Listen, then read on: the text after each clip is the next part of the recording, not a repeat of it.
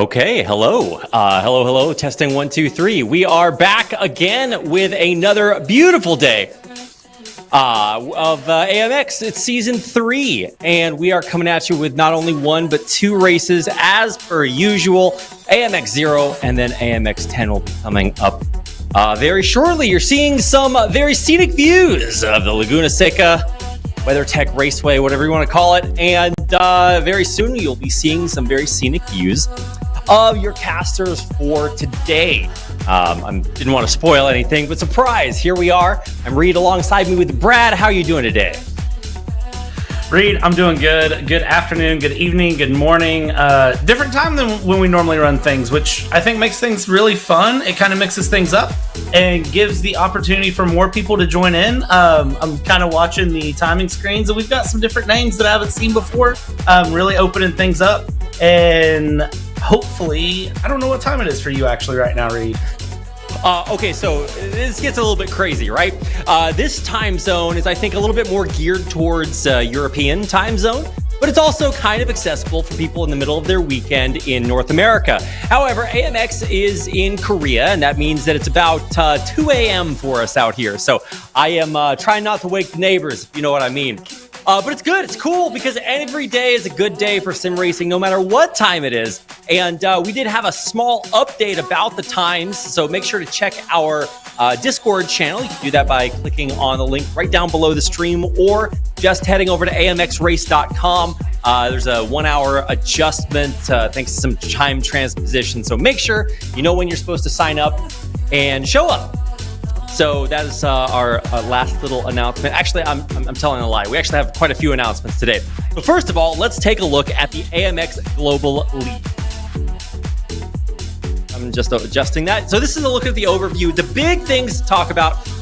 Join the Zoom session. You can find the link in the announcements of our Discord channel. The payouts, we're going to pay you out as soon as you reach over $100. If $100 is a lot to you, then cool, because it's pretty easy to hit that cap. We've got about $100 total prize pool for our AMX 0 races, and over $600 for our AMX 10 races. So there's a lot of money on the line, and we're trying to get that out to you as fast as you guys can win it. The race days are standard. It is Wednesday, Saturday, Sunday if you are in North America, and then plus 1 day if you're in Asia, and then on the weekends for Europe as well. Okay, this is a look at the format, and by far this is the newest and coolest thing about this season. So first of all, you're going to notice the race format down there. We're doing qualifiers for about 15 minutes, and we do a full reverse grid. Then we do a heat for about 15 minutes, and then we do a full reverse grid. And then we do another heat, and so that's the big format, right? I don't think... If you guys have played in a tournament like this before, let me know. Have you ever seen anything like this before, Brad? No, nothing like this before. And I think the coolest thing is, if you remember just a couple nights ago, we ran this at 10 minute, 10 minute, 10 minute. Drivers kicked some feedback after that first race, and they said, hey, we want a bit more here. So, cool thing at AMX, we listened to the drivers. The drivers said, give us 15 minutes. Here you are. You have 15 minutes coming up. And I'm sure everyone's question, Reed, is when do we get to run these races? Like I mentioned earlier, we're at a weird time compared to when we normally do. So now when we look at time zones here, I think it's really cool to watch. And this is where things kind of mix up a bit. This is going to be on US Eastern time. Kind of adjust your time zones accordingly. So AMX 0 runs at 7:50 p.m. on Wednesdays, 12:50 on Saturday, 12:50 on Sundays. AMX 10 follows that up at 2:20 on Saturday and Sunday, and 9:20 p.m. on Wednesday.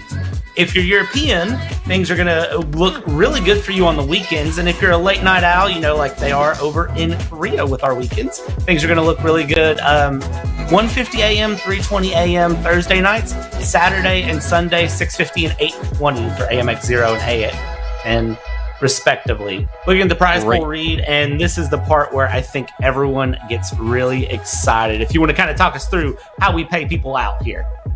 Yeah, everybody except me. I don't get to win any of these prizes, so I'm not very pumped about this, but I'm pumped for you guys because this is the AMX 0 prize pool. It's 0 because it's free to enter, but you win way more than $0. You can see there, it might look small, right? If you win first place in the qualifier, you win $7.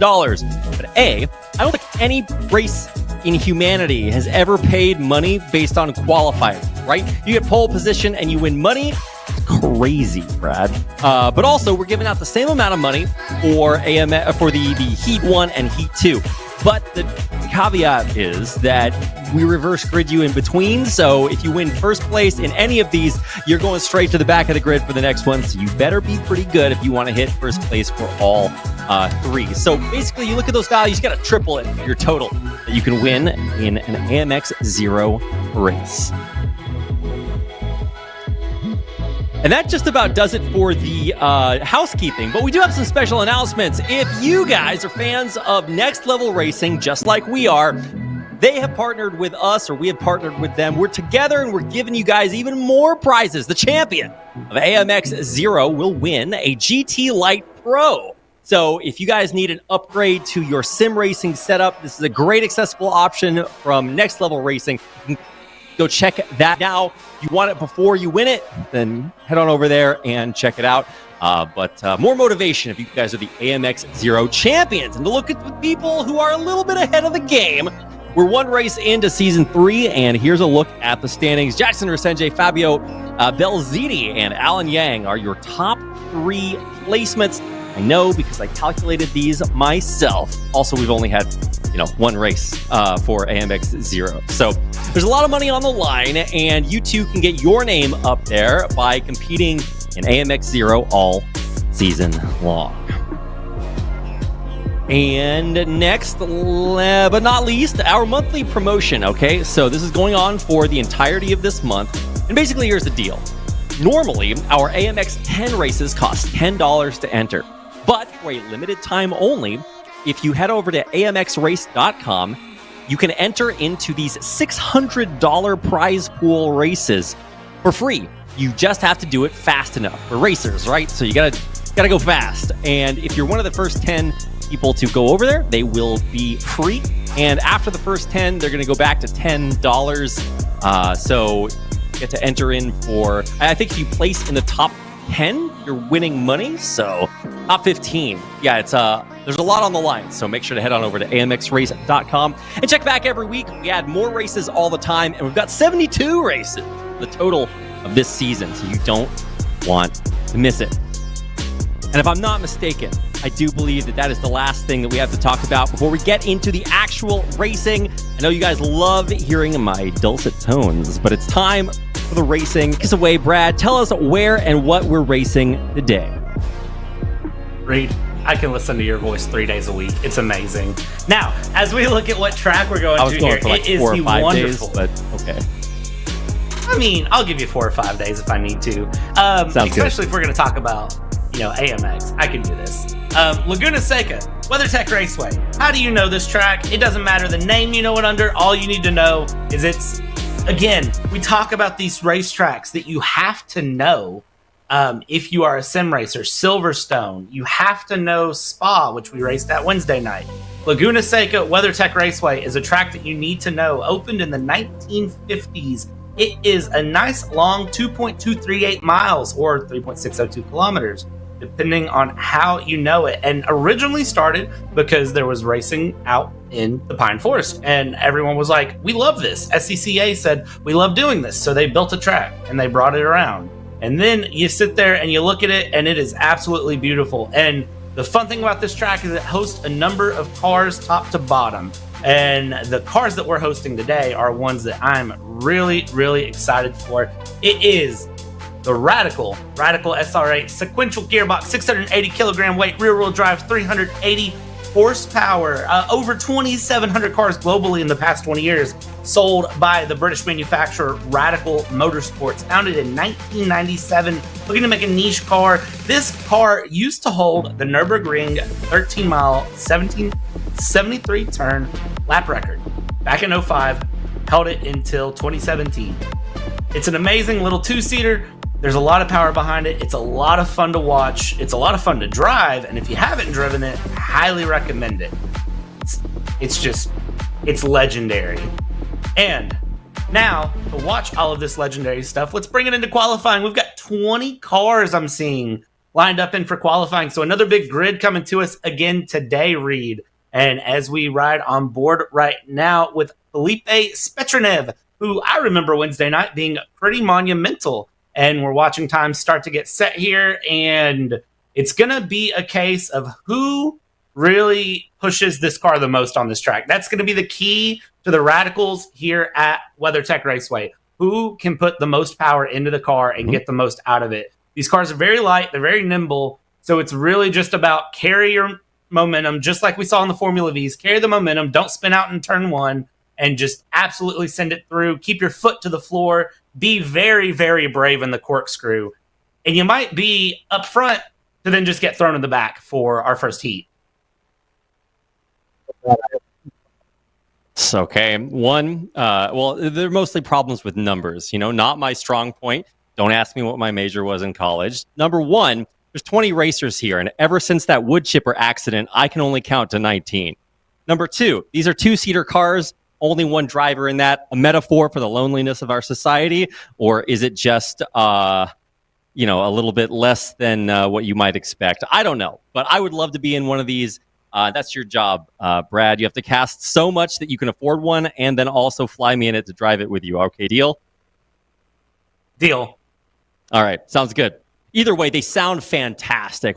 By far one of the best parts of iRacing, if you get past all the driving stuff, is just the auditory experience, right? And if you're out there and you're like, boo, shut up, we just want to listen to the cars, I'm right there with you.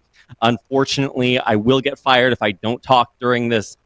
We have the incentives held straight to my head during this entire broadcast. So if my words per minute, it's like the movie Speed, right? If my words per minute fall down below a certain number, then the bus explodes. So I got to keep going, just like this guy does. Very happy to see so many of our racers return from AMX Season 2. They're back here in Season 3. This is Kyle Vinicius Gaspar, definitely one of the best racers we have out here, right, Brad?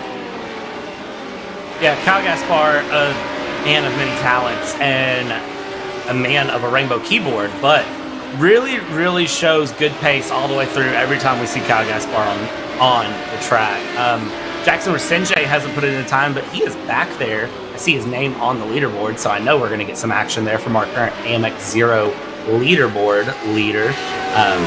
Well, if he's the leader, of course he's leading the leaderboard. Why did I say that?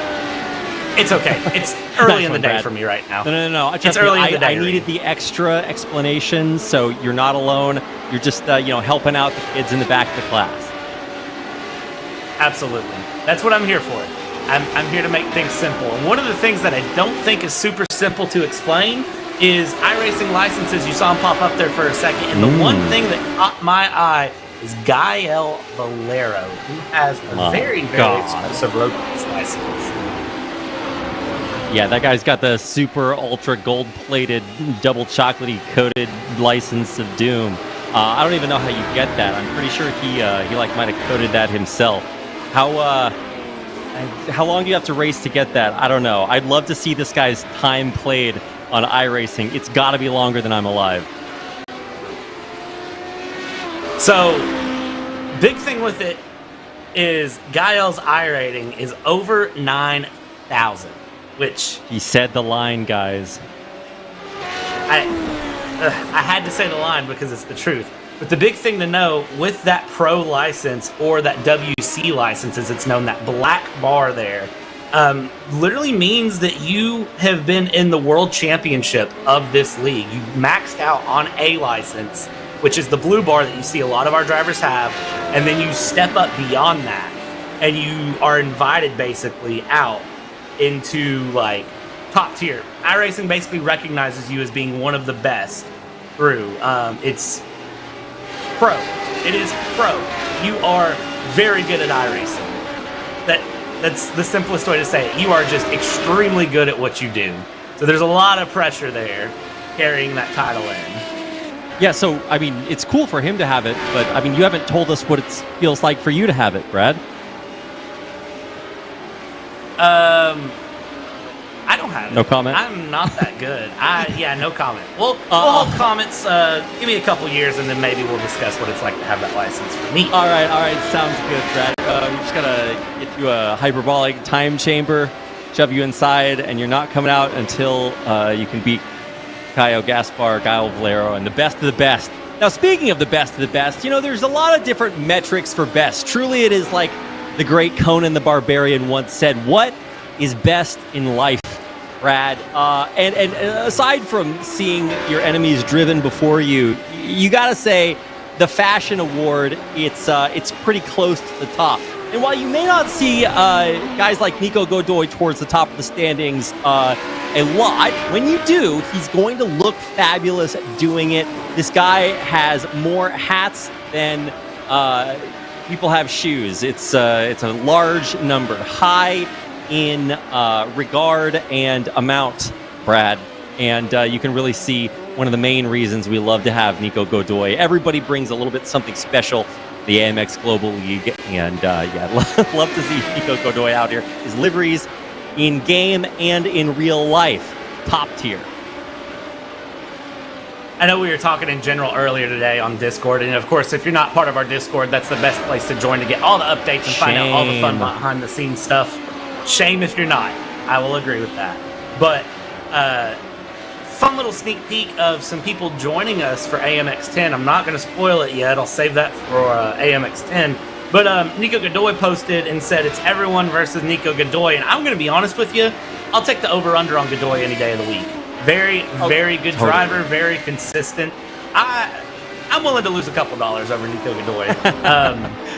I think he's willing to lose a couple dollars over Nico Godoy too, which is maybe the problem. But actually, luckily for him, no matter where you place, front to back, we're going to flip it around anyway for the double reverse grid this season. So, I mean, this is just qualifiers, right? So it's not like it's the main race. It's not your position. It's just, can you put the pedal to the metal and break as late as possible? And honestly, he was not doing bad, but now you're starting to see tires warm up. The racers really get their familiarity dialed in with their cars, with the setups, with this track, and this is kind of what separates the men from the boys, Brad. It is very, very difficult to hit that top 1, 2, 3. The podiums are not easy, so we should be seeing the final hot laps come through here in just a minute. We did add an extra 5 minutes, so it used to be 10-minute qualifiers. Now we dialed it up to 15 minutes, and that gives us the opportunity to warm everything up a little bit more. Our racers were saying, hey, we're coming in here, we're practicing for a little bit, and then we got like 3 minutes to set our qualifying lap. We're giving you some more time, and this is the extra time. It's the extra innings, the bonus zone. This is when maybe in previous races you wouldn't have had extra time to set these laps. Now, here it is, and I want to see what our drivers have to show us. Yeah, I was curious whenever we went from 10 to 15 minutes, especially with like how Formula V went. We watched the drivers in Formula V just go out and put lap after lap after lap after lap and slowly improve. And now we're seeing some drivers go back in the pits after a few minutes, get fresh tires, and come back out and push. They've got those extra 5 minutes to really dial in. And the good thing is, on a track like WeatherTech Raceway here, Laguna, that your lap is about 1:20, your out lap is going to be about 1.5 minutes. You can afford to have one bad lap and go through. Of course, we're watching Jackson Resenje here as he comes down through turn 9, heading towards turn 10, near the end of the lap. Jackson Resenje looking fairly decent through this entire session. Still needs to find about 0.4 of a second to knock Harrison out of the top spot there. Kieran Harrison, very, very good time with that 1:16.9. Even Belziti trying to get in about 1/10 of a second trying. And we're going to see drivers continuing to push, pick up pace a bit. You can see Jackson Resenje there with a 1:17.362. Not good enough to even best his own personal best right now, but very, very close. We're going to watch these last couple minutes here, Reed, and I think we're going to see a lot of drivers really start to pick up and figure this out and really send it here. Because at this point, you've got a couple minutes left in qualifying. There's no point in holding any pace back here. Put it out, go in, because you got to win that money. The money is paid in qualifying and the races. So if you don't earn some money in qualifying, what are you doing?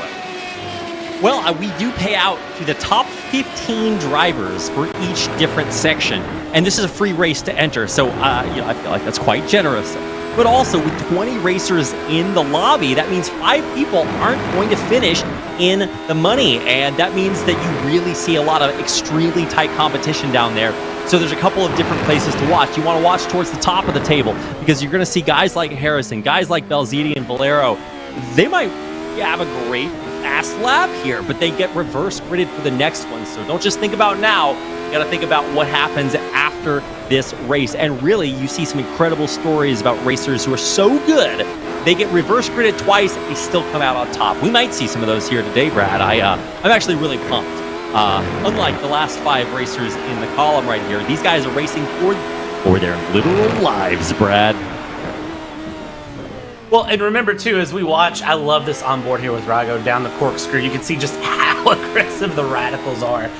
But remember, Reed, it's not just, you're not competing just for pole and for $7. We're throwing out a GT Light Pro at you. If you win AMX 0 and you're top at the end of this season, of this 72 race season, we're going to literally throw a GT Light Pro chair at you. Wait, Brad, am I hearing you correctly? Did you say that we're going to throw a GT Light Pro at the winner of the AMX 0 championship this year? Yes. I, on the bill of AMX, Reed's credit card, am going to fly to the winner's house and throw it at them. Yes, that is how we're going to do that. You guys here, you better invest in some I don't know, football padding or hockey goalie padding, because I hear these things are a little bit heavier. Actually, the GT Light is, as its name might suggest, much lighter. If you want to know how light that is, you can either go to Google or head over to our friends at Next Level Racing. They have all the specs and stats and everything you need to know for the GT Light Pro over there. Alternatively, you could just keep racing, do really well, and we will literally throw one at you later on. This is how dedicated we are to talking about anything other than the last 10 seconds of qualifying. Oh my God, Harrison still in first, Belziti, and then Valero. And, honestly, I would have expected Gael Valero to keep pushing, try to get that last lap in, but like he's happy with third. It does help him out a little bit, keeps him from being all the way at the back of the pack when we reverse grid this. But let's take a look at where the cookies crumbled for qualifying. Can you break down some of these results for us, Brad, please? Yeah. Once it comes up. Yeah, we just got to wait on the results to come up. There we go. With so many drivers, it could take a second for them to pop up. Kieran Harrison, the British driver, SimRC 116.638. Very, very good time there. And then, of course, Fabrizio Belziti, 2.5 tenths back. Still very respectable time. Kyle Gaspar, the KTF esports driver, 4 tenths back. Gael Valero with Apex Racing, about half a second back. Jackson Resenge, our current AMX 0 leader with Kanan Esports Brazil, 6 tenths of a second back. Again, still very, very good times from all of these drivers. And when I say very, very good, I mean much faster than what I can put down in a radical around Laguna. So always very good. Now, take those top 6, throw them all the way back to the back. Reed, this is going to be fun. Yeah. This is going to be fun, Brad, and this is going to be a look at our standings. You can see the full 20 racers on your screen right there, and way back at the back, Belziti, Gaspar, you got Resenge, Gael Valero. What are these guys doing back there? So crazy to me, really, to see them get flipped all the way back around. And you'll correct me if I'm wrong, but Harrison was first, right? Yeah. That is correct. It was Kieran Harrison that was. So there we go. There we go. 21 cars. There we go. Yeah, 21. So I was just waiting to see Kieran Harrison there at the back of the standings. Interestingly enough, you guys might not know much about Kieran. If you've watched him race in other competitions, that you're no stranger. But if you're new to, or if you've just watched our AMX League, then you might not know this guy. This is really, really, obviously he's incredibly skilled. He just placed first. He's from Newcastle in the UK, and you saw his team right there. It was SimRC, and I think his favorite car, he told me earlier, was the Pagani Zonda, which, if that's not your favorite car, then I think your standards might be a little bit too high for me. But he has a lot of experience racing. We're about to see a little bit more of it. He's getting set to the back of the grid, and we'll see what he is able to show us as we get things underway for heat number 1 our second race of AMX 0 for AMX Global Season 3. Season 3 has been so much fun as we watch the drivers go around this pace lap here, get warmed up, get the tires going, and get ready for what should be a very exciting 11 laps here. I think the big thing to remember is for those in the back, those very, very fast drivers in the back, this is going to really test their ability to carve their way through the field, do it cleanly, and work their way back up towards the front and see how well they can keep that pace advantage going lap after lap. It's not always about qualifying the best. And if you do have kind of a mid-qualifying, or if you're in AMX and you get sent to the back because you qualified the fastest, you know, the big thing is settle in, because drivers in front of you can make mistakes. We may see someone, you know, roll off onto the gravel there as they run through, you know, the left-handers up the hill, turn 5, turn 6, into turn 7. We may see someone hit the corkscrew and end up backwards. You have plenty of opportunities in this race to really hold on and get things going. So the big key is don't try to make any bonehead moves. Don't try to dive into turn 1. You're not going to win the race lap 1, turn 1. You have 11 laps to carve your way through the field. Have a little bit of luck on your side, and it's going to be a very, very good run for whatever driver can really keep that cool head all the way through. Guys, I want to make sure you understand that these are Brad's personal opinions. My personal opinions are that you have to hashtag send it as soon and as often as possible. The idea is that let me tell you about the myth of clean air, okay? You're racing behind people in the air, it sucks. It sucks for you and your car, and that's why driving backwards is the only way to do it. What are we seeing? Oh no, it's like a bull movement. Oh my Absolute garbage. Oh. At the front of the race. Crisis in what I can only describe as the most chaotic start to a race we've seen all season long. I'm pretty sure half of our drivers are just out by now. Luckily and thankfully, they are safe. They are A-OK, unless they're using the world's most realistic motion rig, in which case they're upside down right now. But as soon as they can flip themselves back over, they hopefully will be able to get back in here. And the great thing is that they were already kind of towards the back of the pack, so I guess maybe they're still back there. Who knows? Radicals are pretty fast, so maybe they'll be able to catch up pretty soon. But what a chaotic start to the race, Brad. Yeah, I looked down, Reed, for 1 second trying to look at a track map, look back up, and all I see is a driver turned around backwards. I do not know what happened there. Our broadcast team, I'm sure, is going to get a replay together and bring that up to us in just a moment. Once we can get through this first lap, first time down the corkscrew here, we're watching Arago go down the corkscrew here, the Argentinian holding on to it. Very, very clean run from everyone. There's somebody going a little bit wide out of turn 9, and that is, it looks like Healy. Healy getting it back together. Back on, though, keeping the speed going, but is going to be under some pressure pretty quick from Caio Gaspar, and Gaio Valero has already worked his way back up into P9. But it looks like if you survive the start grid carnage on that rolling start, you're probably in a pretty good position right now. And you can see Connor Healy there settling down, looks very, very cool under pressure, holding on to things and sending it left-hander here of turn 1. It's a awkward little, well, turn 2 actually is what that is, the Andretti hairpin. An awkward little double apex that can really catch you out and ruin the rest of your lap if you catch it the wrong way. But you can see there, ooh, bit of a snap there from Healy again. Yeah. But able to hold on to it here. There's people going wide out into turn 4 and Reed. I think the action in the midfield is going to be where we see things yet again this race, just like we did the other day.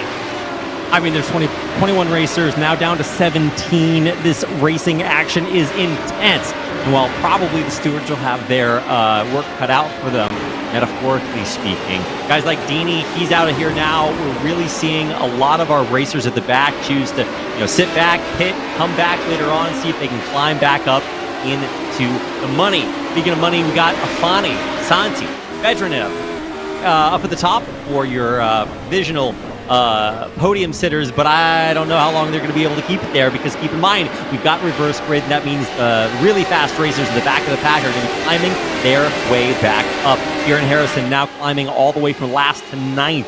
He's made up about, 11 spots, 12 spots. Really, really impressive driving there. Guile Valero also climbing his way up, and also really impressive Pedro Mora. Now, this is a guy that's climbed up, I think, 5 spots so far. Really a lot of impressive driving. You can see he's doing what I like to call the there may be small children running around my car posture sim racing style, where you sit up as straight and look as high as you can down onto the lowly sim racers beneath you. And for Pedro Mora is in 5th place, so that means that there are about 15 other racers down there for him to look down on. Really good performance so far. We'll see if he can keep it. That's always sort of the struggle, right? It's not good enough to get into a good place. You have to survive the carnage of what is a very challenging racetrack in Laguna Seca. It's also a lot of fun, and so hopefully we're seeing a happy medium of both of those here today. Yeah, watching here with Pedro Mora and Blanco kind of pushing each other through, and now you can see Rago into the mix as well as we go 2 by 2 into the final corner here, turn 11. Now it's down the main straight. Everyone really keeping each other honest, and that's the fun that I find with things as we watch here, is that all of the drivers will kind of hold on to each other, and the Radicals are a big aero car. There's downforce is in play here, and you're really going to see that slipstream start to build. But you can see, like in the front, Afani against Santi, it's already a 3-second gap, so Afani has taken off and said, thank you very much, I will go ahead and try to just push my way through and hold on to this. And there's a moment there from Mora. Mora getting very, very swirly out of the right hander there of turn 4, holding on to things. And it really shows for me how these drivers, like, they have patience. A lot of these drivers have patience, and they understand things aren't won on lap 1, things aren't won on lap 4. They have to kind of cruise through. And that's a hard thing to develop, Reed. That is a very, very hard thing as a driver to kind of develop and get that patience to not just send it up every corner. Man, really got to give a shout out to our production. Great camera angle showing that incredibly intense battle for 4th, 5th, 6th, 7th, 8th, 9th, 10th, and 11th. Such a competitive pack here in our first heat, and we're only halfway through. Because we've extended this to 15 minutes, that means we get more laps, more time for these racers to really just race their hearts out. And you're seeing a lot of pluses and minuses there in the laps gained column, but really impressive to see Afani just rocket boost out into the distance. It's really everybody else's race to race. He's already way out there. So cool to get a chance to hop on board with Guile Valero right there. He's one of the absolutely most talented racers that we had last season. He's coming back, and we've got a chance to see exactly why he is just so good. But some of these moments are not quite so good. We're going to take a BENQ replay to check out exactly what happened earlier. This is at the start, right? So an early flip, but spinning back into the racing line. Absolute carnage. Just looks like that freeway scene from the much maligned second Matrix movie. Really, really tragic. But you can see there a really good job flipping around, getting right back into the race. And we did see almost all of our racers get right back to it, extend their way all the way up into the higher places. A lot of climbing from those bottom spots. But, pour one out for Dini, Godoy, and Bruno, who have not managed to make it back onto the track. So hopefully we get a chance to see them a little bit later on, but a little bit unlucky start for them so far. But, while down at the bottom of the pack, it might not look so good. Up at the top, it is looking great. That's what we are checking out right now on board with Rago, who not only is trying to make some overtaking action happen, but he's got a lot in his rearview mirror, Brad.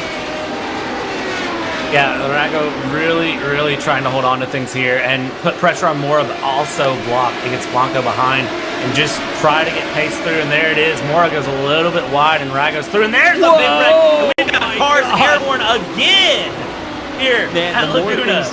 Change, the more they stay the same, Brad. History repeating itself. And history as of about 5 minutes ago. What a crash. That's the great thing about any sort of high downforce car, especially these Radicals. They have such a sloped front.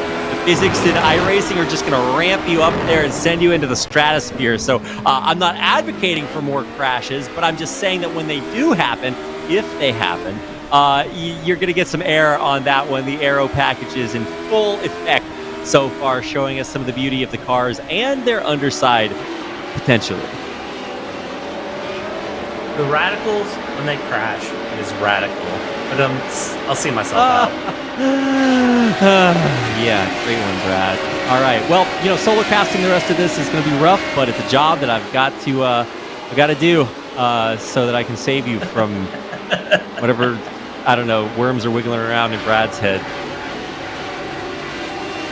Oh, it's okay. I've just been playing too much Baldur's Gate lately. That'll do it. And honestly, I as a sim racing doctor, I'm going to prescribe you 10 hours in the simulator. We gotta see you in here racing and commentating and typing in chat at the same time, Brad. You got to do the triple threat. You might get to see me do that. We've got some NASCAR races coming up. I do like turning left. I mean, as long as you turn off that part of your brain that's thinking of that joke on line. With that, on board with Spetranev in third place right now. Coming around the corner, you can see him there. I believe Spetranev. He's got a little blue helmet, red livery. I'd like to see more coordination, honestly, but hard to focus on that when we're focusing on how good this guy is at driving. He's climbed all the way up into third position, and he's a guy that we've seen at the top of the standings in every race so far this season. So you really do have to keep your eyes on this guy, new to AMX Season 3, but absolutely not new to sim racing. He is killing it so far, and as we near our final laps, there really isn't a lot of time left for our bottom drivers. With some dropouts, it has made the bottom a little bit less pressure, right? When there's 20, you have 5 people to overtake if you're at the bottom, but now with Zamperlini and Godoy coming back in, we'll see if they can make up a few positions, finish in the cash themselves. Drivers starting to really feel the effects of the longer race here, I think. And that's the fun about extending this a bit longer. You can see a little bit more endurance coming out of these drivers. They have to kind of gauge this a little bit better. And now we're going to watch this long line of cars from P2 all the way back to P10 start to condense a bit more, I think. Some of these drivers have saved a little bit of pace, especially like your Guile Valero or Harrison or Rasinje. You've saved just enough pace here to make it through on these last few laps. So now we're going to start seeing where these drivers are really, really going to show what they've got to send through. And we can already see dive up the inside there while we're riding on board with Harrison. I believe that was Valero diving on Lazowski. And now that is going to mix things up quite a bit here as we see exiting out of the final corner 2 by 2 by 2 as we go down here, down the main straight. Harrison on Lavowski. And we are going to watch this through up the inside. Make it 3 wide going into turn 2, please. And they think better of it. And that is Rasinje backing out. Woo. Such a tight turn, Brad. Oh my God. There's so much pressure too. Oh, big spin there right in the middle. And if I'm not mistaken, I think that was Gaspar who spun out. Yeah, he is not in a great spot. He was battling with the best of them. Rago also dropping out a bunch. Such a competitive middle of the pack. And oh my God, it doesn't get much more pressure in this last 2 laps, Brad. And the action is still heating up. Action is not going to go away. Final 2 laps, and this is where you earn the money. This is where you get the payout. Look at that. Jackson Rasinje going off the track there. Very, very wide going up the hill. And now that's going to pack this up 2 by 2. Big save into the corkscrew side by side. We go down. Jackson Rasinje trying to defend the position here. Able to defend it against Lozano even after that big slide through turn 6 on the outside of the hill there. Typically, you can't save that, but great racecraft shown by Rasinje to hold on to that. And now look at this up at the front. We're starting to flip some positions around for the top 3. Starting to mix things up. While Fawny's ran away, Santi feeling some pressure here. And Spetranev now has Valero for company. Valero, big lunge here into turn 2. You can see that he got him. Or that livery through in the inside there. And now racing team member Valero up into the podium paying place.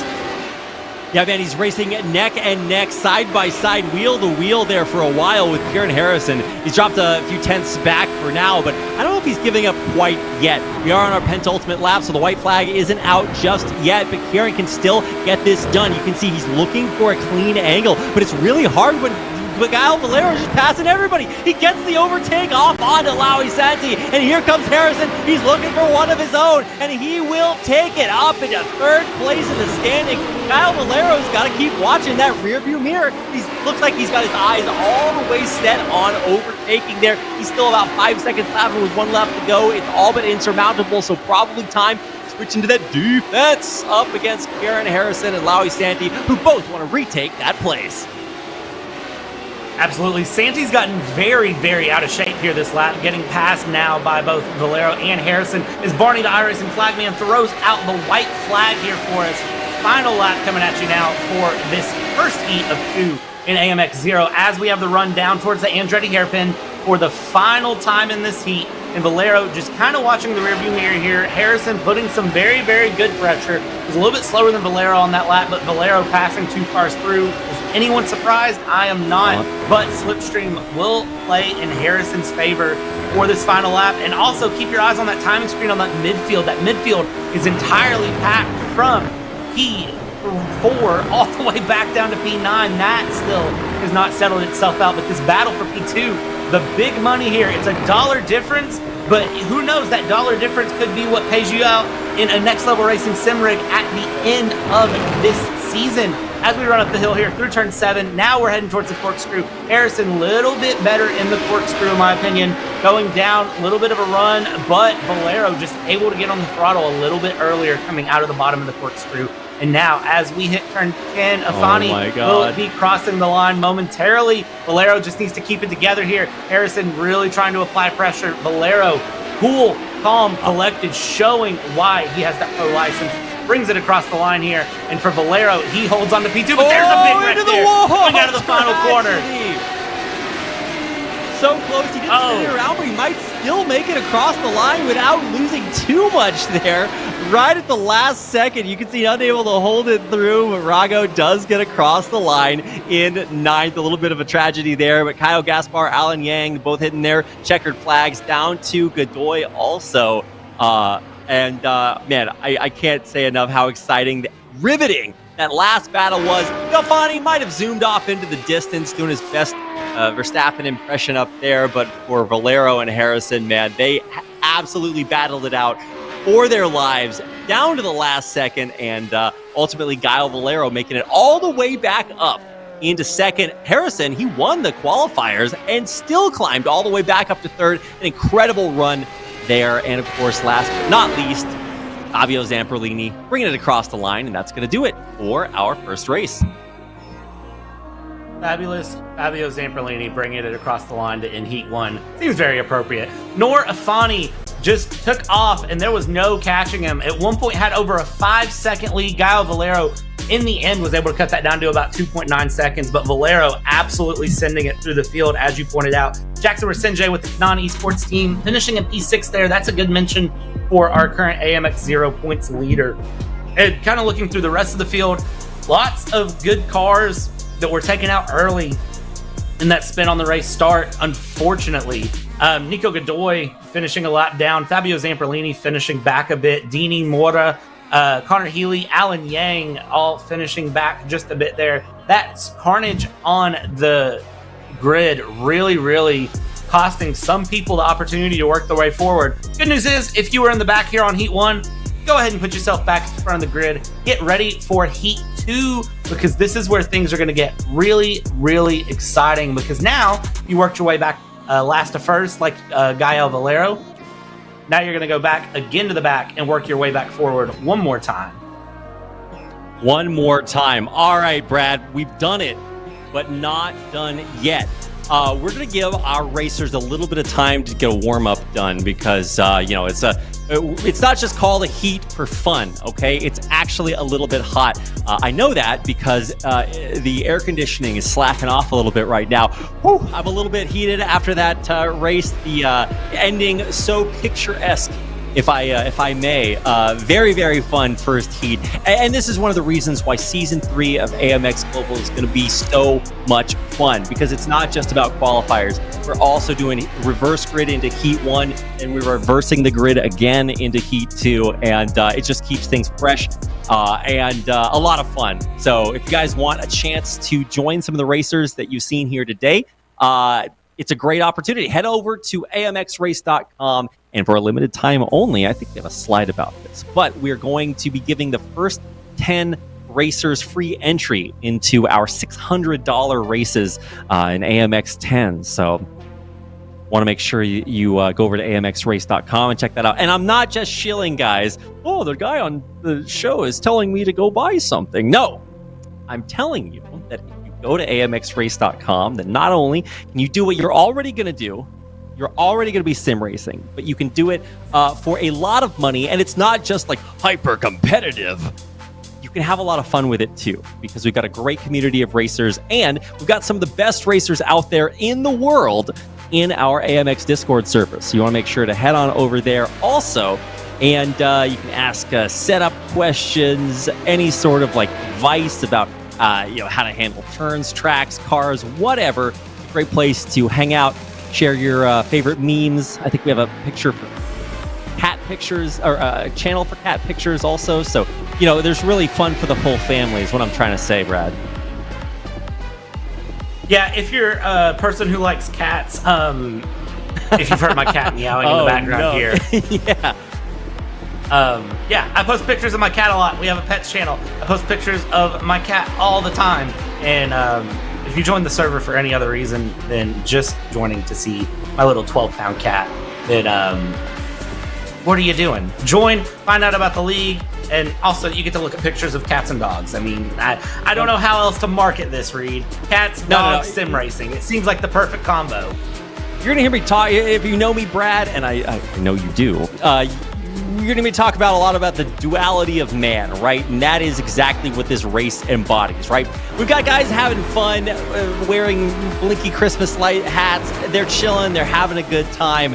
And then we have the pinnacle of sim racing excellence. Up at the top of the field, guys like Harrison, Guile Valero, you're going to see a whole host of legendary racers this season. So really, there's a lot going on here. Fabrizio Belziti, absolutely one of the guys I'm talking about that you could absolutely see in the top 3 podium finishes this season. And this is not just a guy that races in our tournaments. He's out there getting it done at the upper echelon of sim racing excellence, like I was saying earlier. So one of the really cool things about this season of AMX is that we're mixing a lot of different disciplines, right? We've got the guys that are fan favorites. We've got the guys that are favorite community streamers that are just out there trying to do their best. We've got legends of sim racing who will be joining us a little bit later.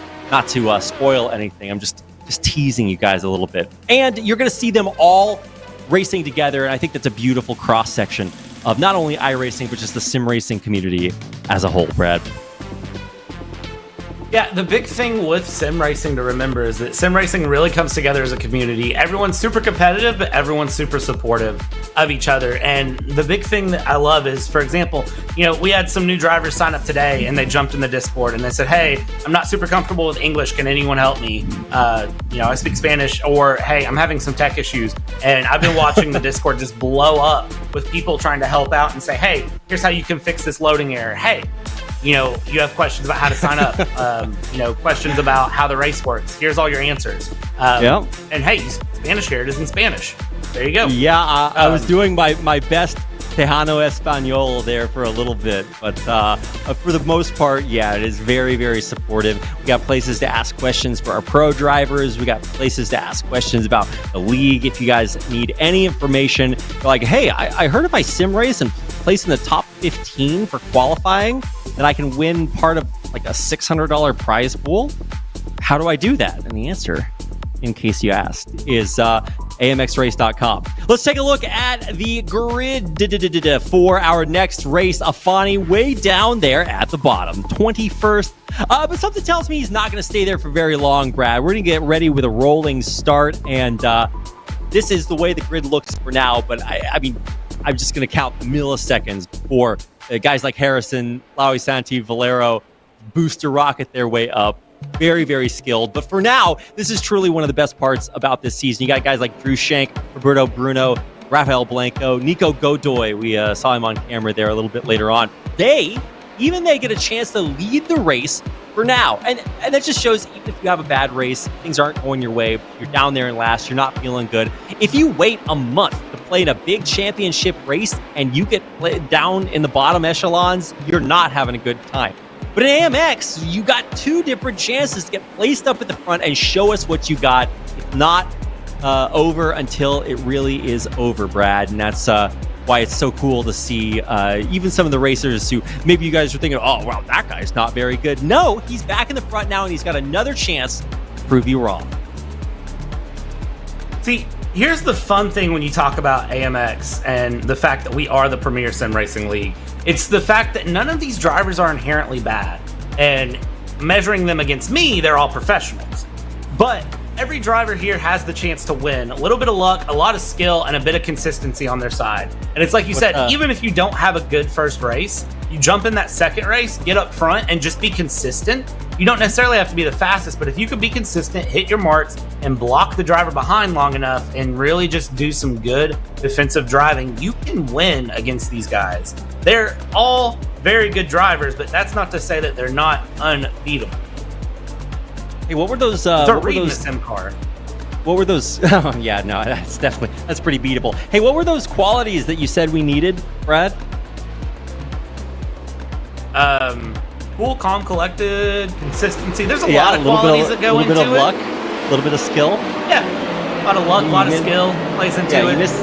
You missed the third most important quality, and that's concentrated power of will. But you really do need a lot to get it done. Let's go ahead and get started, Brad. Oh my God, there's sim racing on my screen in 2023. This is Heat 2, the final heat. After a double reverse grid, we find ourselves watching Lewandowski. He's there right behind Kyle Gaspar. Focus in the middle of the pack.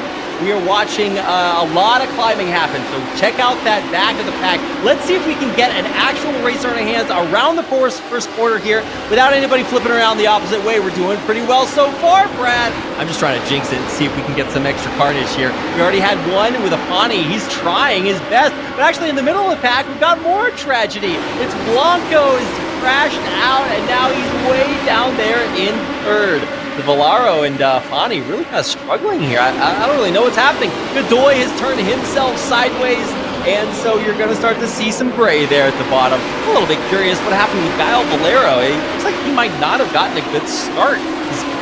We really expected to see him doing a lot here. Harrison, this is a guy you're going to see him climbing way more than just these 5 places, as long as he can keep it safe, do some defensive driving, and avoid some of the very, very difficult corners as we close out our time here on Laguna Seca. Blanco now showing out as well. I don't know what happened there. He was fine, and then all of it running up at the front, now he's out. Nico Godoy, also one of the drivers that we have lost through, and then Lazowski we lost early on. We watched him early through. Fabio Zamperlini, the fabulous Fabio here, who was very, very dominant in Season 2, a lot of the time is showing some good little prowess here against Bruno. And now let's jump back midfield here, because this is where more battles are going to happen as we watch Belzy through. Dini, it looks like, has had a little bit of a spin. And Dini is now out again. So there's 5 cars out of 21 that we have lost early on here. Oh man, yeah, spun all the way out, way down there at the bottom. I don't know what happened there, but man, it's rough. Dini is one of the great racers that we have here. We can absolutely get it done. Bruno again, a huge spin. Bruno had just gotten back in the race after an earlier spin. He spins it out again, and he's out. Probably for good. That is a lot to make up there. Guys like Laui Santi also had a little bit of a rough start here, so keep an eye out. We're watching the middle of the pack right now. This is the meat and potatoes. The what do you call it? It's the middle of the pack. And now it's just failed me there. All right, Blanco shoots way back up to the top. More carnage. Oh my God! It's Rago. It's Santi. It's Belzini. All the way there. None of them will be having a good time for now. And Afani, he was last. Now he's up in 13th. Afani getting very, very lucky there, seeing that through, and now diving up the inside. Look at that. Side by side. Harrison up the inside of turn 2. Yep, Not there he even is. a lot. No, I mean, he really is. It's okay. We can talk over each other, Brad. It's intense. We all got to get the info out there. It's exciting. It's in the heat of the moment. It's all good. Do our thing, and it's going to be good. For Valero, he's doing his own thing. I mean, look at that. He's about to overtake Sigmund for 7th, and we're not even 3 laps into this race. Now Valero up into 7th, pushing through. Has gained 12 places since the start of this race, and I have a strange feeling that Valero is going to keep pressure all the way through this race and find his way forward. There's someone who's gotten very, very out of shape with the corkscrew. I believe that was Yang. Straight into the wall out of the corkscrew. Yeah. Making Swank with him. So that is another couple of drivers that we've lost here. It looks like the corkscrew in this extended race format really proving a little bit of fatigue on these drivers near the midpoint of this second heat. And you can see where some of the drivers are just feeling the pressure, feeling the fatigue, and one small error will absolutely cost you and send you all the way out and just take you out. We're going to get another BENQ replay here, and this is going to be that moment exiting the final corner on lap 3, and there it is. Turn around there. That is going to be, I can't remember who that was, but takes several cars with him and just continues to flip that front of the radical being a ramp, like you said, Reed, and just sending the car upside down. Actually, really great bulldozing action. I think that was actually Gael Valero there, who just kept on flooring it forward and eventually was able to push through all the way up into 7th. Guys like Laui Santi, he was also last for quite a while, or at least down in the bottom 5. Now he's climbed up to 13th, up 5 spots there. The real climbers are, like I said, Gael Valero and Karen Harrison. They are absolute gods of the game and trying to make it up now through hard mode. Top of the standings. I actually want to highlight the top of the standings. We're watching Gael Valero. We're used to seeing him up there. But some really cool things are happening up there. Blanco and Zamperlini. These are guys that have not had great races. Zamperlini, I think, finished dead last in the last race of the racers that did complete the laps. But after getting reverse gridded, he gets a free first place, and now he's down in 2nd. But something tells me he'll be able to hold on there because we've seen this guy win races several times in previous seasons. So maybe a little bit of strategy saying, I'm not having a good race. I'm going to be last, but I'll get the reverse grid and hold my first place position. And he's doing an absolutely amazing job in that 3 seconds off the pace. Fabulous Fabio earned the name Fabulous Fabio from fabulously racing in AMX and showing consistency through and through. Even though he's only 3.5 seconds back there from Blanco, I think there's a bit of time to be found. There is the Hellman's car of Sigmund that has went very, very wide there. And now as we come through, it looks like Sigmund is going to feel the effects of that air. Possibly go 3 wide here into turn 6. It looks like settling back in single file, though, holding on to things here. But watch the battle ahead there, Rago and Spetrunev, as we go into the corkscrew here. And it looks like it is Rago that gets ahead. And into the corkscrew they go, single file again. And watch how the car bottoms out at the bottom of the hill. Lots of downforce side by side. Oh, that was a bit cheeky there. Is that a track limits, Brad? I don't know. I feel like that's a lot of dirt, but no, it's all good because he definitely got shoved way out there. That is not where you want to find it. This is really, really rough. But for Sigmund, he's in the money. He's in 12, and he absolutely has what it takes. He has the pace to pass Yang and then maybe even Spetrunev again if he can get right back into it. But his car might be feeling a little bit of damage, so not sure really what his chances realistically are. And we're following Sigmund right here because he does have that pace. He is looking to climb back up there. But he's got Laui Santi right at his heels, looking to get the overtake back, steal that place back. So rough job here for Sigmund. He's really getting sandwiched a little bit. Absolutely, that's 6 of 11, and I don't know if you saw there on the back of the screen as we were focusing on that other battle there, but Sigmund sliding out of turn 10, kind of drifting the car a bit, which isn't the fastest way to get around a corner, but it is the most stylish. But Sigmund really going to have to settle down, kind of buckle things up and keep things going here. Pedro Mora is going to start feeling pressure from Kyle Gaspar. As we go through, Gaspar 0.3 of a second back as they exit the corkscrew and head out of turn 9. Down through turn 10 here, and this is going to be where we start to see Kyle Gaspar do what Kyle Gaspar does and kind of bolt things through, keep things going. Jackson Resenje getting very, very wide there out of the exit of 10, which is going to allow Gael Valero in the mix. Big names here in AMX are going to start doing what the big names in AMX do, and that is giving us a show at the end of this second heat here at AMX 0, Reed. Did you say the end of the second yeet, Brad? I said second heat, but this could be the second yeet if you're willing to try. Oh, I think we've seen way more than 2 this race, Brad. I mean, we're not at the white flag yet, but this is certainly heating up for sure. It's the heat is heating. Okay, never mind. Anyway, Kyle Gaspar up in 3rd, climbed 7 places to be here. And I think he absolutely deserves it. This is what the top of the standings have looked like in past races. Zamperlini, Gaspar, they're all up there. But guys like Guile Valero, he's climbed 15 places. Harrison right behind him. That's where he's been for a while. 13th place climb there. Lozano coming up in 8th. So many incredible drivers, and you're really seeing why Brad absolutely got to keep an eye on there. Jackson Resenge, this is a guy we see over and over again in AMX League. Season 2, Season 3, he's coming back, and he's got his work cut out for him. This is a guy that's won races before, and he's down there in 10th, so you got to know he's fighting really, really hard. He really wants this win. And let's see exactly how hard he is fighting. We're going to hit another BENQ replay and see exactly what happened in that last tragic accident.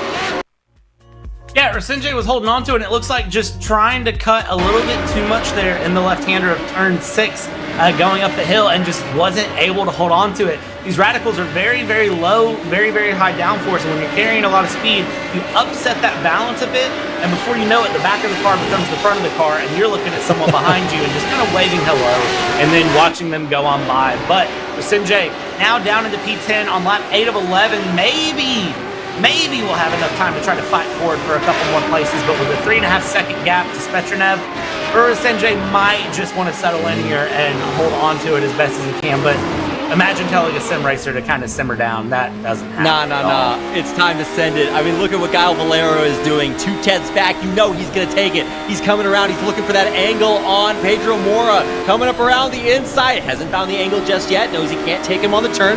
Around the outside. He pedal to the metal. Here we go. He gets the draft, and the overtake on the inside is his. Valero up into 4th, and now in a great spot, but can he claim a podium? At 2 laps left, he's got 2 seconds left to make up. 2 seconds and 2 laps, and it's one thing to catch, it's another thing to pass here. As we watch, Mora did a very, very good job of giving enough space there for Valero, and Valero did a very good job of taking advantage of the space that Mora left there in the final turn. And now Mora really can kind of settle in behind Valero and just follow Valero up towards Gaspar, and maybe Mora can catch another place as well. But this midfield back of the last points paying places, the last dollars playing positions, is going to be a big battle as well, even as we watch those drivers in the front, which spacing already starting to open up here, but the battle for P10 is not over yet. Look at this battle. You've got 5 cars within just a couple of seconds of each other that are all going to be chasing down Sigmund here, and that starts out with the wonderful, wonderful Jackson Resenge, who is going to be putting a lot of pressure. Afani, who is going to have a lot of pressure to give. Santi and Yang, all drivers that I know have a lot of pace in them, are really going to start pushing here through these last couple of laps. We get the corkscrew for lap 10 of 11, and this is going to be the point where those dollars and cents are going to start stacking up. You're going to start seeing drivers push very hard to move their way forward as much as they can.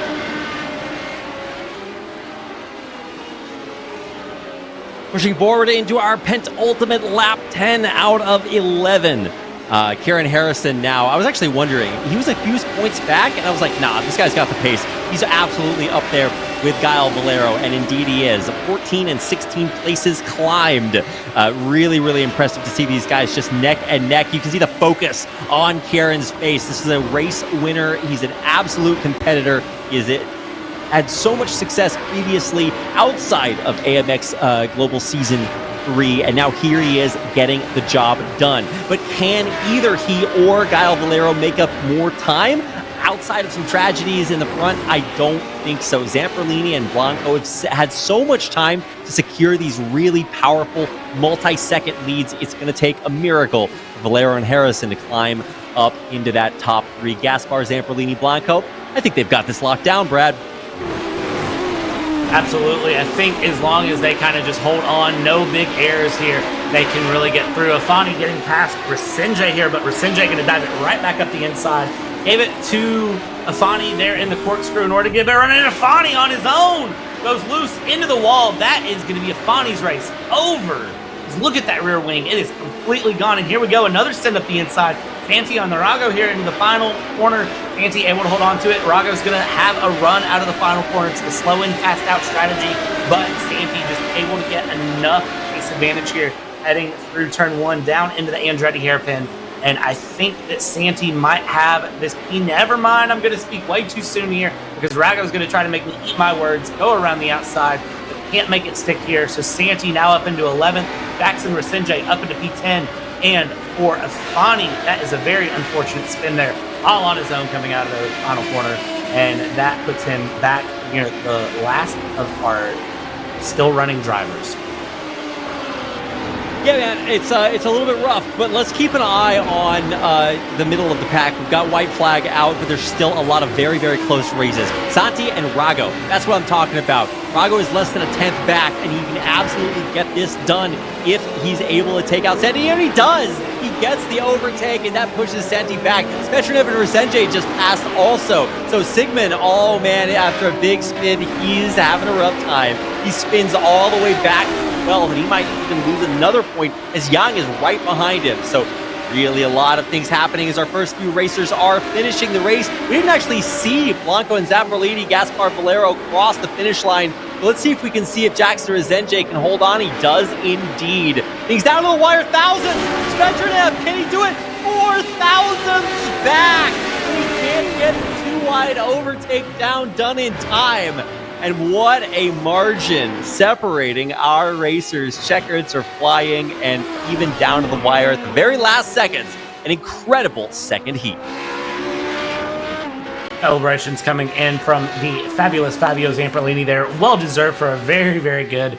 He too fought all the way through. Blanco, of course, winning out Gaspar Valero, P3, P4, respectively. Mora, who held up near the front for most of the race, eventually having to slot back into P5. And we watch as Belziti and Godoy are going to finish out their laps now. Bring us across the line here. And that was a lot of action. We saw more cars upside down again. We saw some carnage. We saw some really, really good racecraft and passes. We saw some patience play in. And ultimately, we saw a lot of money given out, I believe.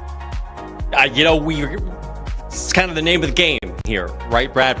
Really big congratulations to our final standing for our racers in heat number 2. This is Rafael Blanco, Fabio Zamperlini, Kyle Gaspar make up your top 3. They're on the podium right below Kyle Valero, Pedro Mora, and Aaron Harrison.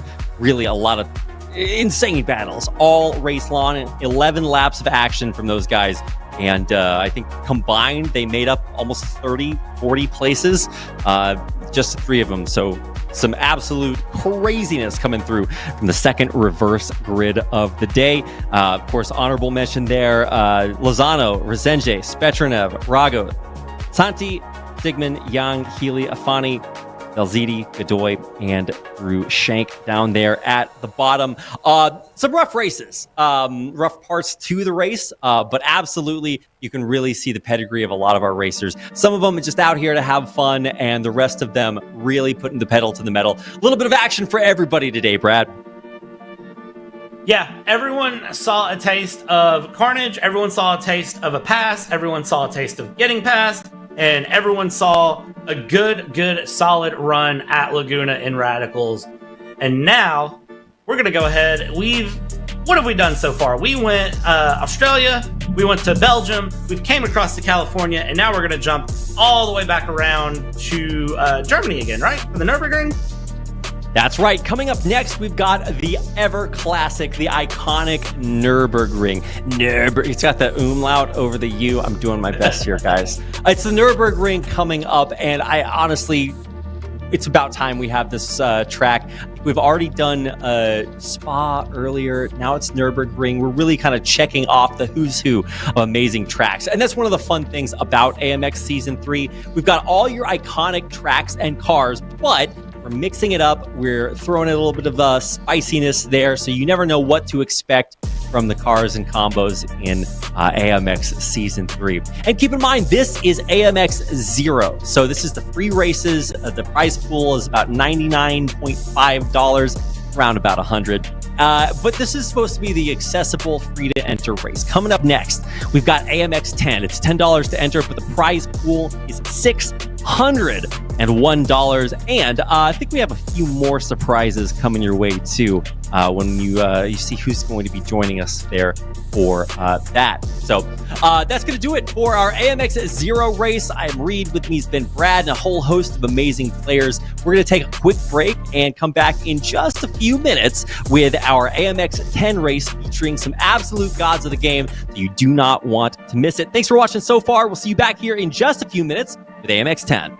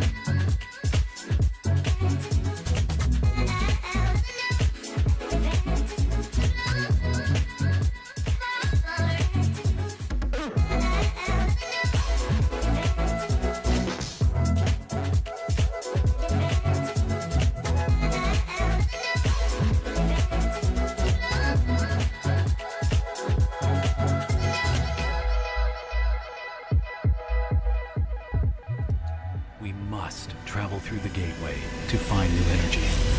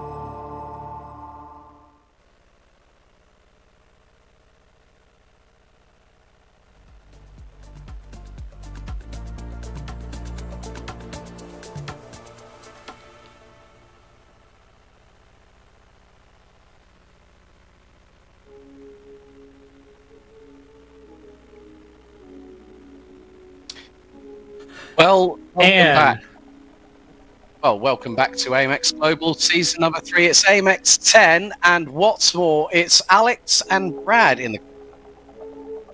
We have some very special guests joining us here for tonight. It is, of course, Race 2 on Race Day 2, Alex. So still plenty more chances to turns to follow so far this season, folks. But, Brad, we're here in the Eifel region, the Green Hell, the Nürburgring Grand Prix circuit, and you know what? We've got some big surprises because we've got a team that's joining us, 3 of their drivers. And effectively, what that means is we have one of the powerhouses, if not the biggest powerhouse in sim racing, Team Redline. A few days ago, were announced as a partner of AMX, and we've got 3 of their drivers joining us. Brad, it's good to see you again, buddy. It's been a long, long time. And look, I've got a Red Bull cap, you've got a Red Bull t-shirt, and of course, one of their boys, Max Verstappen, just secured his 9th pole position at the Japanese Grand Prix earlier on today.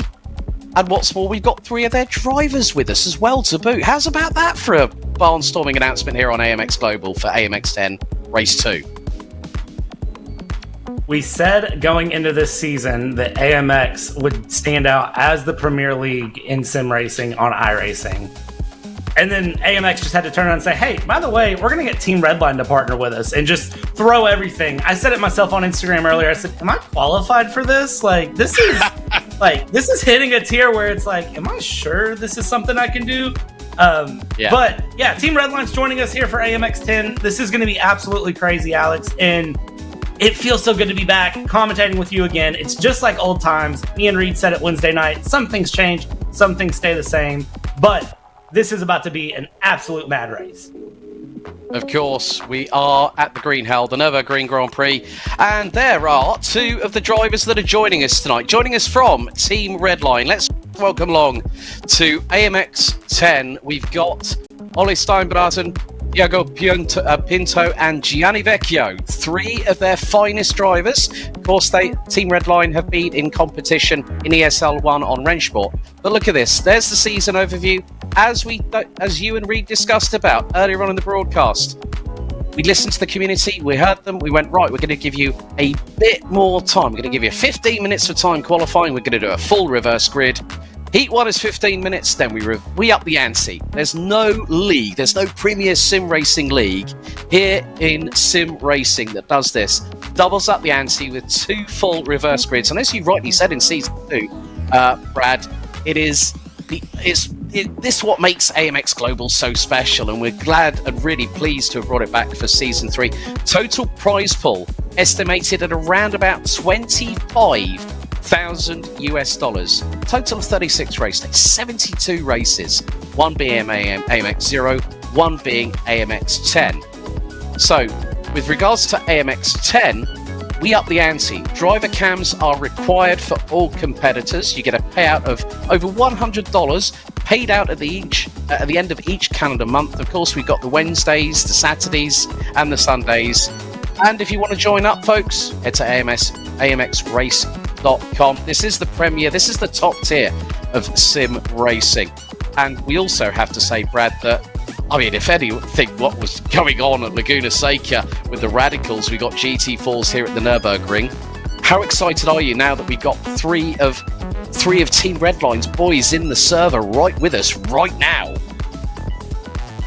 Yeah, having 3 members of Team Redline and being able to say that is just something crazy. And I love that not only have we listened to the drivers, we've moved things around, we've partnered with Team Redline, we've got Next Level Racing on board. The scheduling wise too, I think that the admin have done a very, very good job here at AMX of finding a schedule that's going to work to give more people more opportunities to earn money.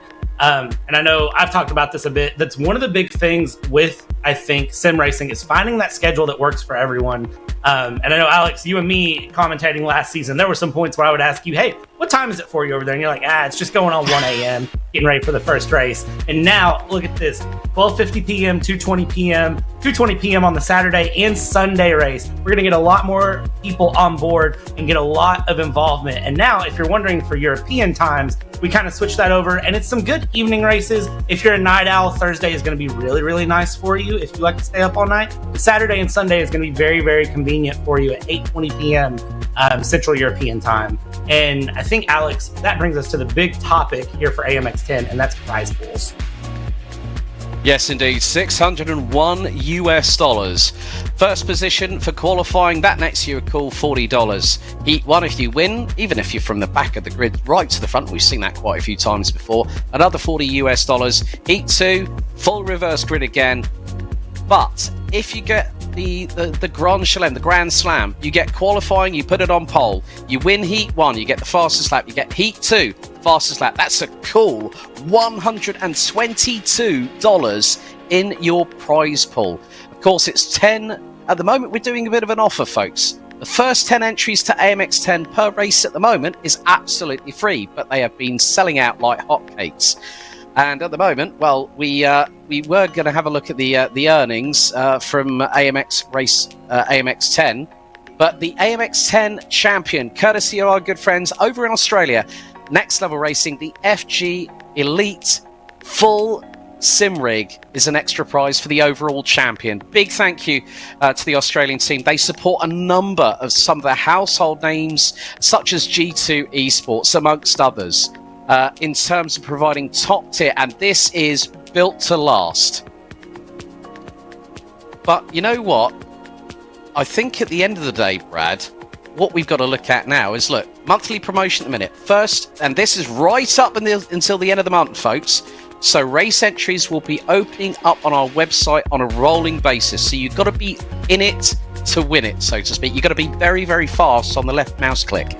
So after the first 10 race signups per race, the race entry fees will go back up to the normal $10 per said race. And at the moment, we've got 18 drivers. We've got a host of different manufacturers on board at this particular circuit, which we're going to go through at the moment. We're going to talk about GT4, and then we're going to get into qualifying for the first bit of this race. So, Brad, you know what? I'm going to hand it over to you, buddy, because you are the man to talk about the track and the car class we're going to be racing in for this second race of AMX 10 for Season 3. Looking at the track that we are hosting this second race here of AMX 10 in, it is the Nürburgring, which the GP. I don't think the Nürburgring needs much of an introduction. Germany, 1927, over 5 kilometers. I don't think it needs a lot of an introduction there, but looking at the GP ring, it is constructed on the former side of the pit complex. And it was originally 12 turns. It was then revamped into the current 16-turn format. And then, of course, the signature section is that Michael Schumacher S in turns 9 and 10. Everyone knows this. There's variations of it. There's millions of races around this GT track, or GP stretch track, all the time. It runs GT and Endurance Series, World Endurance Championship, the 24 hours of Nürburgring when you combine it with the full Nordschleife. Absolutely beautiful track. And it seems very fitting that we are going to take the Nürburgring GP ring and we're going to throw it with an iconic class in iRacing, the GT4s. The back of that Aston Martin is my favorite thing of a car. I am a very, very big fan of the back of an Aston Martin Vantage. It's 5 different cars: Porsche 718s, BMW M4s, McLaren 570S, my personal favorite, Aston Martin Vantage GT4, which is my favorite to look at, and then the Mercedes AMG GT4. Ranges 350 to 500 horsepower, 1300 to 1400 kilograms, sequential gearboxes, rear-wheel drive. All of them vary in strengths and weaknesses for what they go through, but the big thing is pick one, figure out if you like it. If you do like it, go sling it around. They all boast similar times around, and they're all very similar in style. They all drive very differently. Different ones are going to suit you different. And Alex, depending on how you feel in these GT4s, you take these GT4s and then you step them up to GT3s, and then you go from there. This is whenever people get into iRacing and they start looking at endurance racing and they start looking at how they want their road course careers to play out. They go one of two routes. They go open wheels or you go GT4s. I really, really love the GT4s at the Nürburgring. This is going to be a great, great race for us to watch, Alex. Yes, indeed. Let's get underway with time qualifying for AMX 10. Race Day 2 here on AMX Global's official YouTube and Twitch channel. Thank you so much for joining us. Big shout out to our good friends at BENQ who will be providing the replays as we get underway with qualifying. So we've got all 3 Redline BMW GT4s in a row at the minute. Gianni Vecchio leading the way. Parts Italian, also resides in Germany. Had the opportunity of commentating on him back at the ADAC Sim Racing Expo alongside former Redline alumni Max BENQ, who is currently racing with Mouse Esports. Max BENQ for a number of years was one of the talisman drivers. Along with that, you can see they're starting to back everybody up, ready to go through the final corner out of the Vidal Chicana. So, already, the first dice are being thrown here at the Nürburgring. So, we have BMW, Mercedes, Porsche and Aston Martin represented. Some of the finest GT4 machinery you'll see. Diogo Pinto, one of many drivers of Team Redline's current lineup, also was the Tag Heuer Porsche Esports Super Cup 2022 champion, and along with current teammate Chris Lullum, took the win at the 6 Hours of the Glen, powered by VCO. Also the fact that Ole and Gianni were alongside a certain man that just secured his 9th pole position in Formula 1 this season, the man set to become a successful 3-time Formula 1 world champion, Max Verstappen, at the iRacing 24 Hours of the Nürburgring Nordschleife back in May of this year. Also, Team Redline. Well, what haven't they won? VCO Esports Racing World Cup, they've won both of them. Le Mans Virtual Series, GTE and LMP class winners, series winners in 2022, and capped it off by winning both the 24-hour Le Mans Virtuals that year. They're also a powerhouse in ESLR1, the latest league that has come out, powered by the Rennsport simulation as well. But Gianni Vecchio and Diogo Pinto trading fastest sector times. Vecchio fastest in sector 3, Diogo Pinto also an R-Factor 2 specialist as well. So the good thing about the teams at the drivers at Team Redline is that they are multi-adaptable, multifaceted. And one of the things, folks, you're going to see is a certain I rating. Now, we saw 9.5k I rating on a certain Gael Valero, who is in this at the moment. But wait until you see Diogo Pinto's I rating, which he managed to accomplish in June of this year. He actually hit 10k, and that's unheard of. Pinto goes top of the timesheets. Steinbraten, the Norwegian, goes second, and then Gianni Vecchio goes P3, but Belziti goes fourth behind Kieran Harrison, who just jumps into P3 on a 2-minute 6.553. And Diogo Pinto straight away returned to garage and then popped straight out. But I like what we've done with, you know what Reed was saying a little bit earlier on as Gael Valero goes up into P6 on a 2077.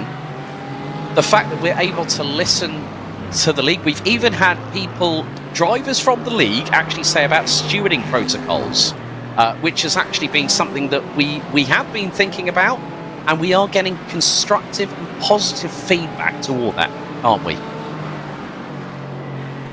Yeah, I think that's one of the things too, when you start stepping into big leagues like this, you start looking at that sort of, how are you going to set that up? Because the stewarding part, it takes, the broadcast is one thing, but then getting the stewarding post-race or during race is a whole nother league of its own. I do want to say shout out to everyone at AMX that has put in so much work in the background to get things like that going as we watch the black and gold Fabrizio Belziti going around the track there in the Mercedes. But yeah, watching that stewarding get set up has been something really fun to watch in the background, and I've personally kind of given my thoughts on it. Again, if you're not in our Discord, that's where a lot of the behind the scenes and conversation happens. It's where you can have your impact on this AMX Racing League and really make it into a league that's by the drivers for the drivers, that we just have the honor and the luck to just be involved in and get to broadcast and commentate. Again, jump on the Discord and join. But that's going to be where you can have your feedback. And I've given my feedback. Other drivers have given their feedback. I know it's something that's being discussed and maybe set up. It will be set up in the future. And it's just a matter of getting everything in place for it. Alex, you talked a lot about Team Redline, and I am, again, slightly starstruck to see them on track here for a race that I'm commentating. But I think one of the things we're going to watch, especially with them being up their top 3, that we're going to kind of watch and see mixed up as they hold that number 1, 2, and 3 in that gorgeous black and red livery. We're going to see them work with each other a lot, I think. And it's going to be something that we don't see a lot in AMX. A lot of times when we see the drivers, we see the Brazilians and Argentinians, we see a lot of them, but they don't work with each other a lot. They are running each other, they're pushing each other, it's every man for himself, and when there's money on the line, that makes sense. But we're going to see Team Redline show a little bit of teamwork, and we saw it a bit there during the out and their first push laps, kind of swapping positions based on who's doing what, giving each other drafts, pushing each other along a little bit. We're going to see a lot of that through the duration of this 15-minute qualifying, and I think through both of our 15-minute heats, we're going to get to watch that as well. We're going to see them really push each other along and kind of keep things moving, because ultimately for Team Redline, too, they're here to earn money just the same as every other driver. So they're going to be chasing the 1, 2, 3 as well.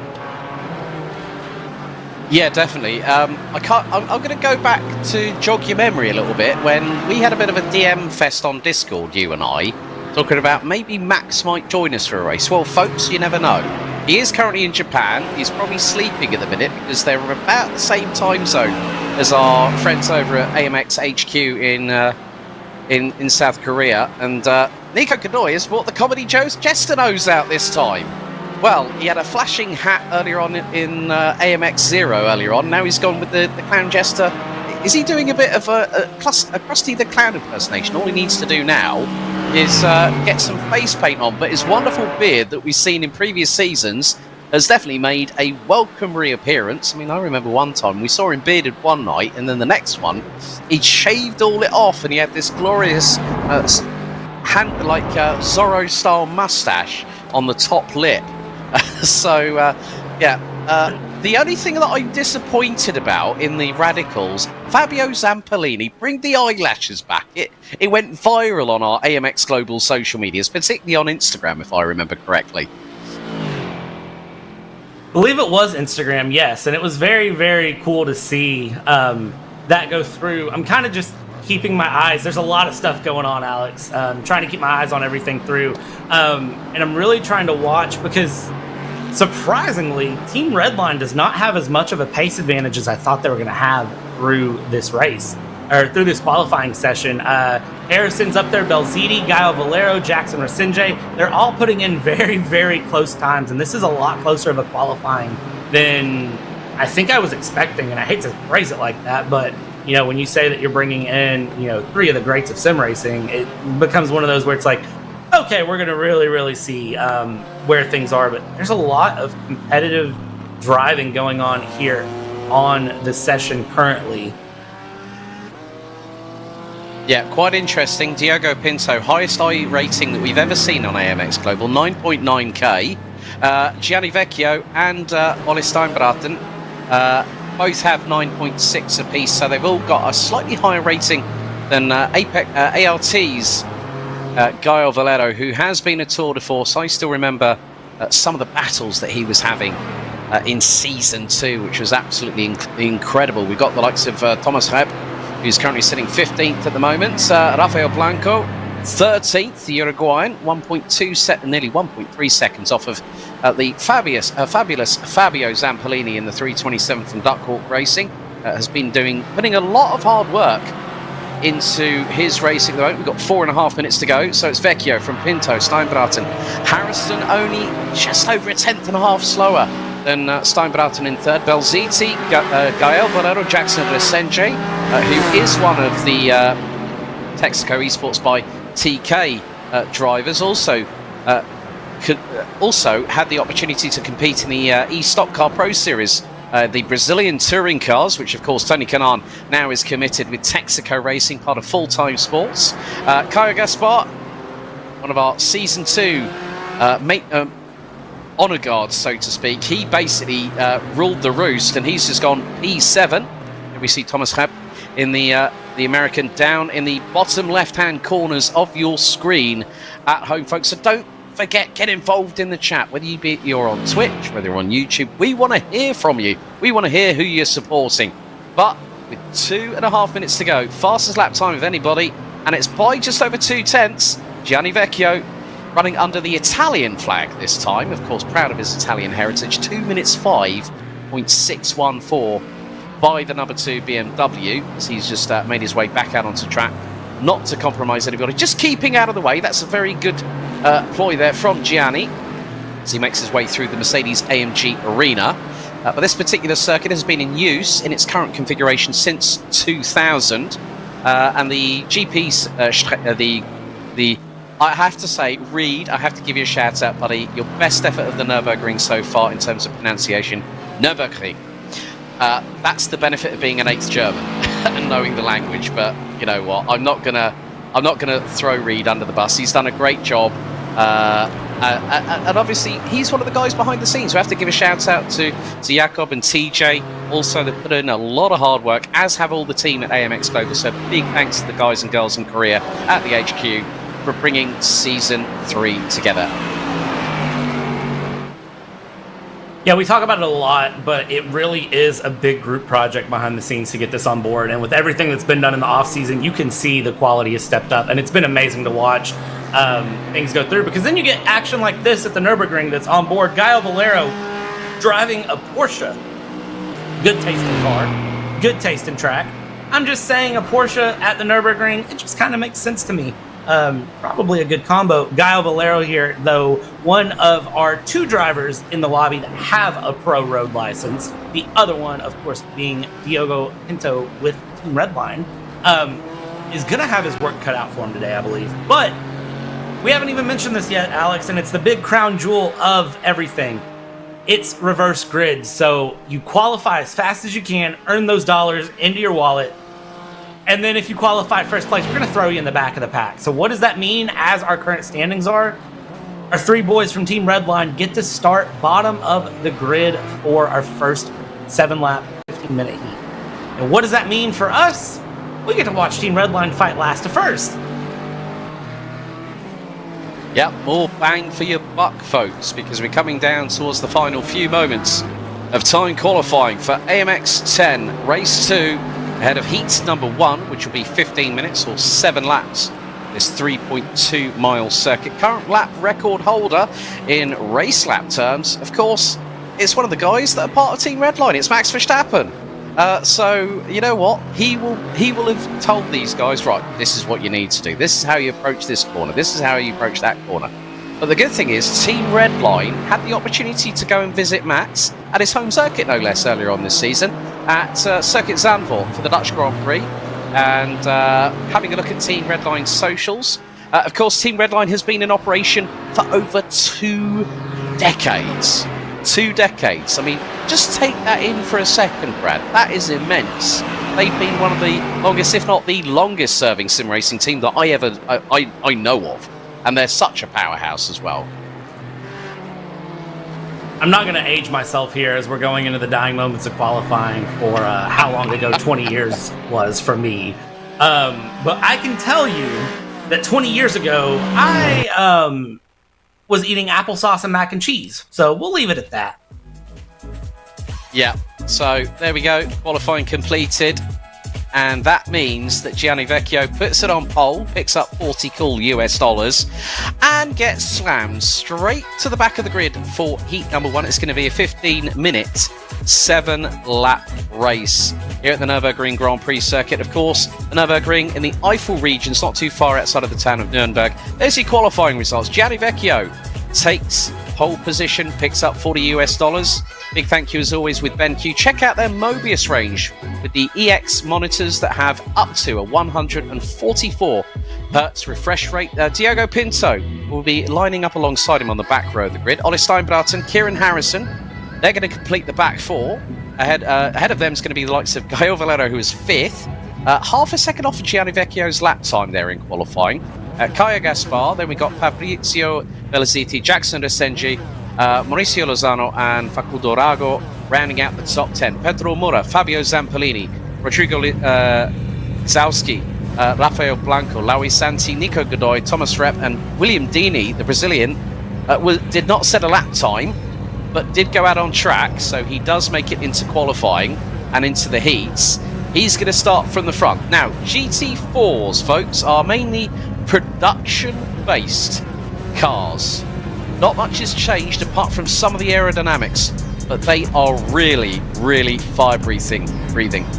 And here is the grid. William Deeney on pole position in the reverse grid, first heat, ahead, alongside from the Virginias, Thomas Rep from the USA, Nico Godoy and Laui Santi, row 2, Rafael Blanco and Rodrigo Lizakowski on row 3, Fabio Zampolini, Pedro Mora, row 4, Facundo Rago and Mauricio Lozano, row 5, Jackson Resenge, Fabrizio Belziti, Kyle Gaspar, Gael Valero, Kieran Harrison, and our 3 boys from Team Redline, Ollie Steinbraten, Diogo Pinto, and at the back of the grid, Gianni Vecchio. Bring it on, Redline in the fold, AMX kicks it up another level, and what's more, it is many of these manufacturers' home circuit here in the Nürburgring, not too far from Munich, not too far from Weissach, and not even too far from Stuttgart or Affalterbach. But they come out of the Vidal Chicana, the pace car is in the pits. We're ready, set to go racing here for Heat 1 of AMX 10. Race 2, it's going to be a bit of a lunge going down into Yokohama as now we get the race underway here at the Nürburgring Grand Prix circuit. Thomas Rep leads the field, Laui Santi in second, Blanco in fourth ahead of Zampolini. Nearly 4 abreast heading into Yokohama for the first time in the midfield. And Zampolini gets swamped. Oh dearie me, not what you wanted, Laui Santi. One of the red line cars gets collected. I think that might have been, I'm not too sure who that was. Dini ended up DNFing, and that is Diogo Pinto, who got caught up in the crossfire. He might end up returning to garage. Gianni Vecchio sprung from the back of the grid and he's now 8th. And we're not even halfway through the opening lap. That's how crazy it's going to be with Redline with us, guys and girls. But what a start. Steinbraten 11th at the minute, up from 17th. So that is the quick. Now, Gael Valero, you now have a point to prove.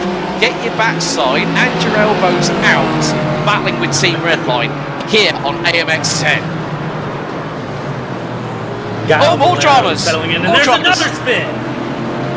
Oh my goodness. I believe that was Kyle Gaspar, Alex.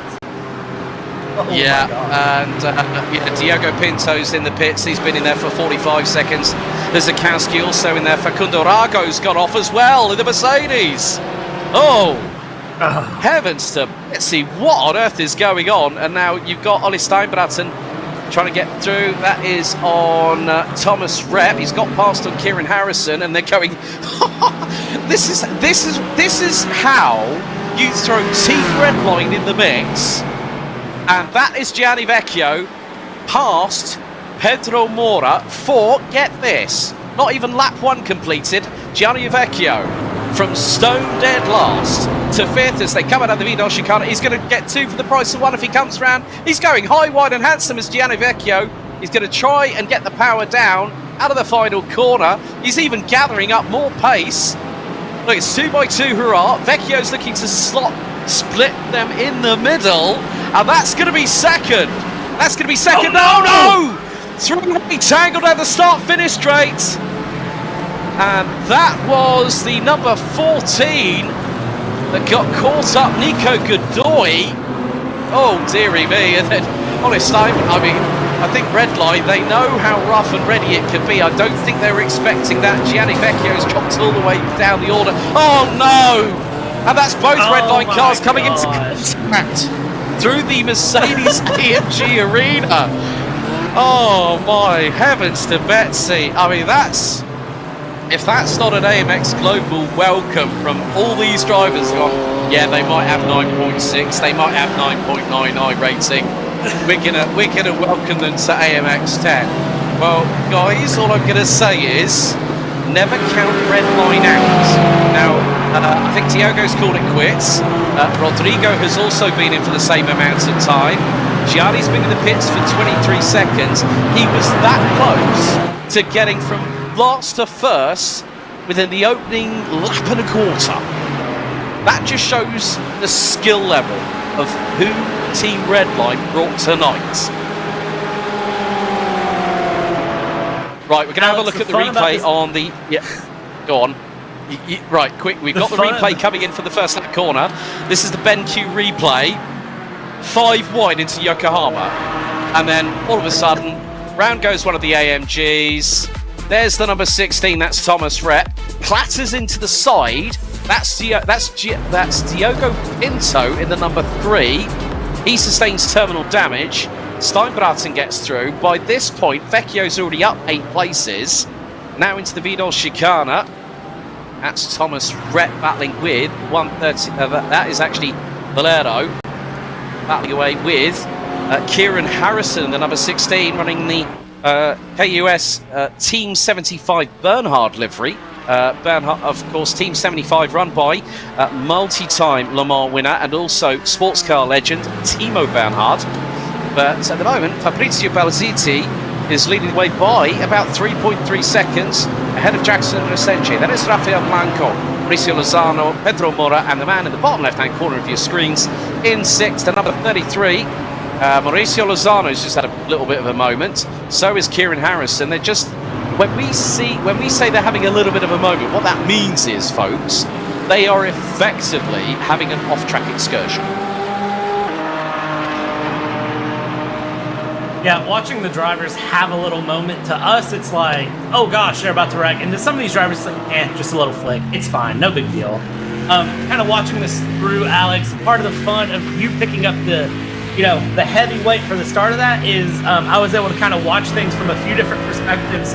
One of them being watching Team Redline's Twitch stream themselves as they streamed that beginning, and watching when Pinto and Vecchio got taken out, just seeing the hands thrown up, and they are laughing, they are loving this. This is competitive in a different way.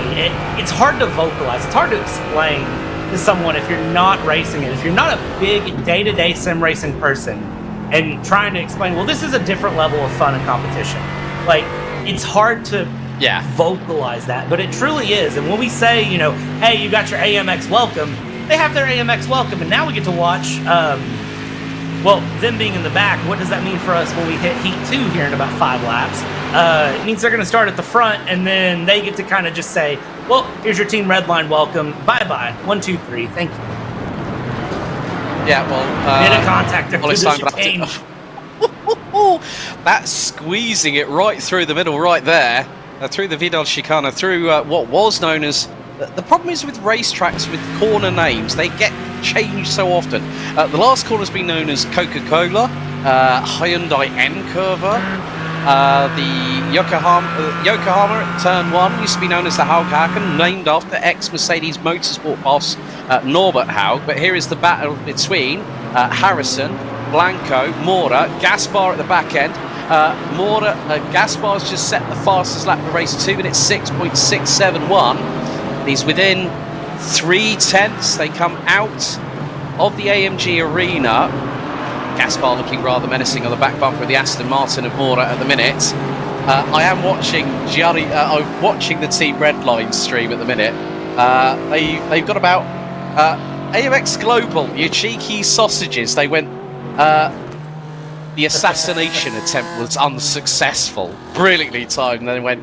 But it's great that they're enjoying it, and I've just seen Gianni just laughing his head off. It's just great. It really is good to see that Team Redline have been great sports.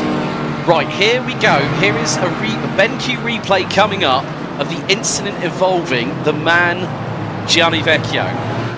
So this is coming through the Yokohama S's. Now this is the first angle. It's 3 wide. He gets a touch and gets turned around. That was by, I think that was an Aston Martin. That was Pedro Mora. And it was. Oh, that was the second contact. That was when I think Diogo hit him, and Diogo also got terminal damage. So we're going to see on board now from Fabio Zampellini, Ole Steinbraten, the Norwegian Viking of Team Redline, going towards the outside of Advan. Oh, that's crazy. 200 plus kilometers an hour. Oh, bit of a wiggle under braking there, Fabio. Ole Steinbraten looking up the inside of the chicane. Door handle to door handle. Scrubbing off a little bit of paint. Fabrizio Balziti pumps in the fastest lap of the race. We're on to lap 5 out of 7. Jackson Resenche responds with the fastest lap of his own. with a 2 minute 6.533. You can see the damage on the front of Ollie Steinbratten's BMW M4 GT4. Great great partnership placement there for the logo with regards to AMX being under the headlights of the BMW M4 GT4. Round the outside, through into Yokohama. Now Ollie's going to get the switch back through into the Mercedes AMG Arena on the Aston Martin of the 327. Fabio Zampolini checking his left-hand side monitor on his triples. And Ollie Steinbratten has gotten through, but Fabio, is he going to get the run? Is he going to get the cut back? No, he doesn't. And look at the front. Look at his face. Look at his face. His voice is like, man, he did me. Man, he did me. Alex, I'm going to tell you right now, as a sim racer, if I was in Fabio Zampolini's spot, I would have been well out of the way and left it alone, because I do not want to be the person known to wreck one of Team Redline. Pedro Mora, if you're listening, you might want to hide later, just in case any fans of Team Redline decide they want to have a conversation with you after. Meanwhile, Alex, let's jump back forward here after that great battle. Let's look at this battle for P4, because it has just continued to heat up here between Lozano and Harrison. This has been a battle, Porsche versus Mercedes. And I will say, Mercedes has a little bit more power. It's a little bit heavier. Corners aren't its specialty, and that's where the Porsche's really seeming to do Lozano in.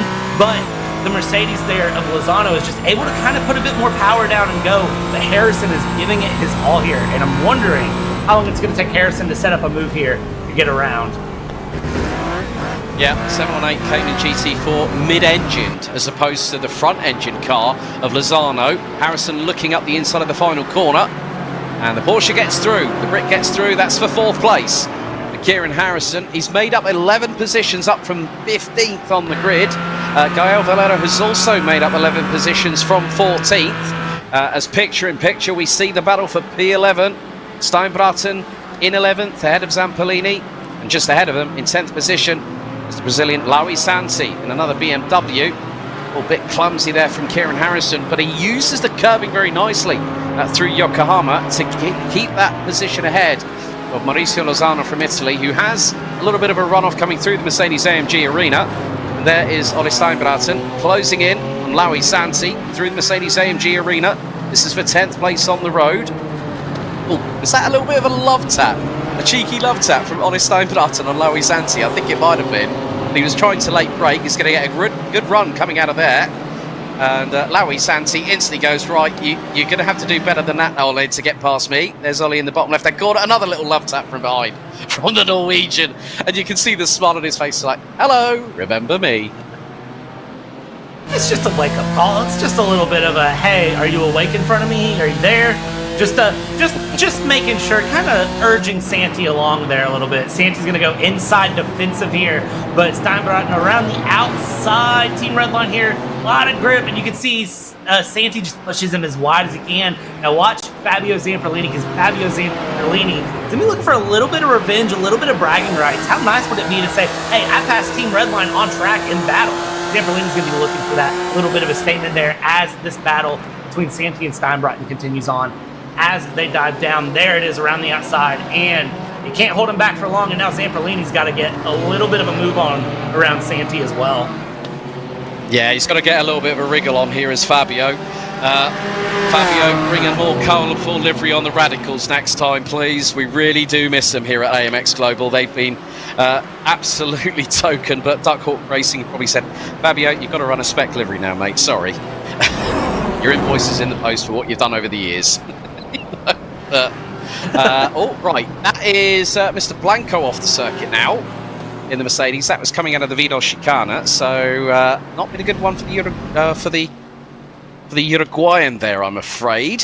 But yeah, not too far behind him. Well, about 7.1 seconds behind him is Nico Godoy, Mr. Colourful Hats of AMX Season 3.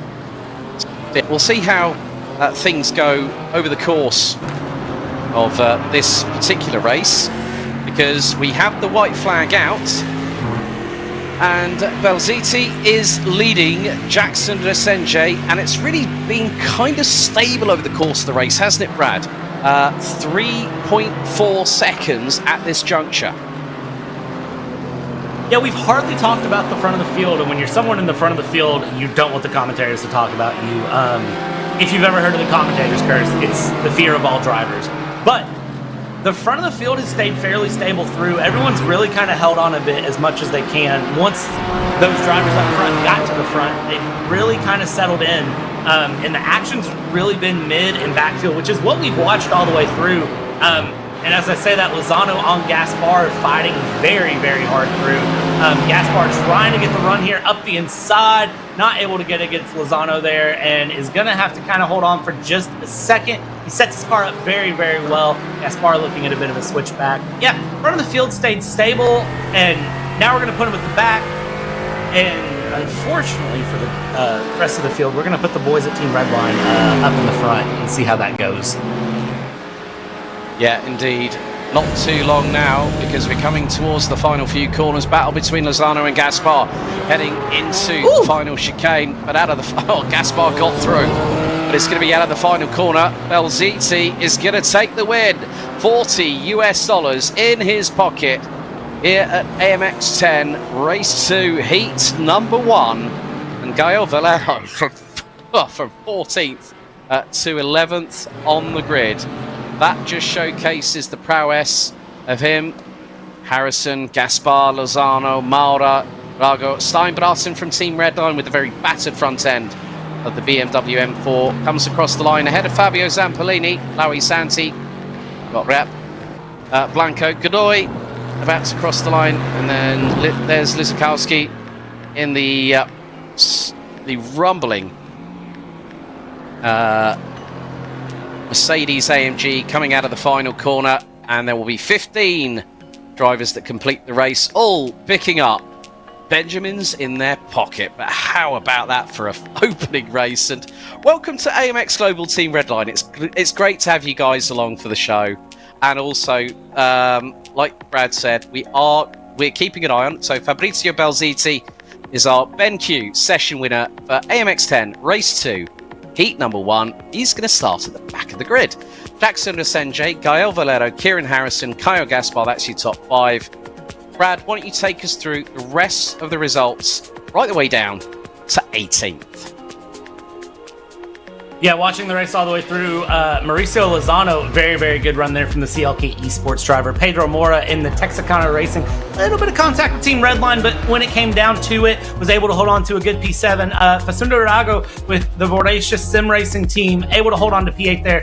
Steinbraten, the one of our 3 Team Redline drivers, able to battle his way up into P9 after jumping all the way up to the top 5 within the first lap and then getting knocked all the way right back down in true AMX style. Fabio Zampolini, the fabulous Fabio, finding his way for the Duck Hawk Racing there in top 10. Laui Santi, P11, the Duck Hawk Racing teammate Thomas Rep, P12, Rafael Blanco, P13, Nico Godoy, P14, Rodrigo Lazowski, P15, Vecchio, P16, Pinto, P17, the 2 Team Redline drivers that will now find their way up into the top 5 respectively for them and find their way through. And then that is going to be a good sign for them. They get a few minutes here, a 5-minute warm-up session. They get to kind of run around after some intense racing, kind of just relax a bit, really kind of get themselves loosened back up and go back in for a run as we watch the number 2 and 3 here from Team Redline kind of just run with each other. They're going to kind of just relax a bit, get ready for this next 7-lap, 15-minute run here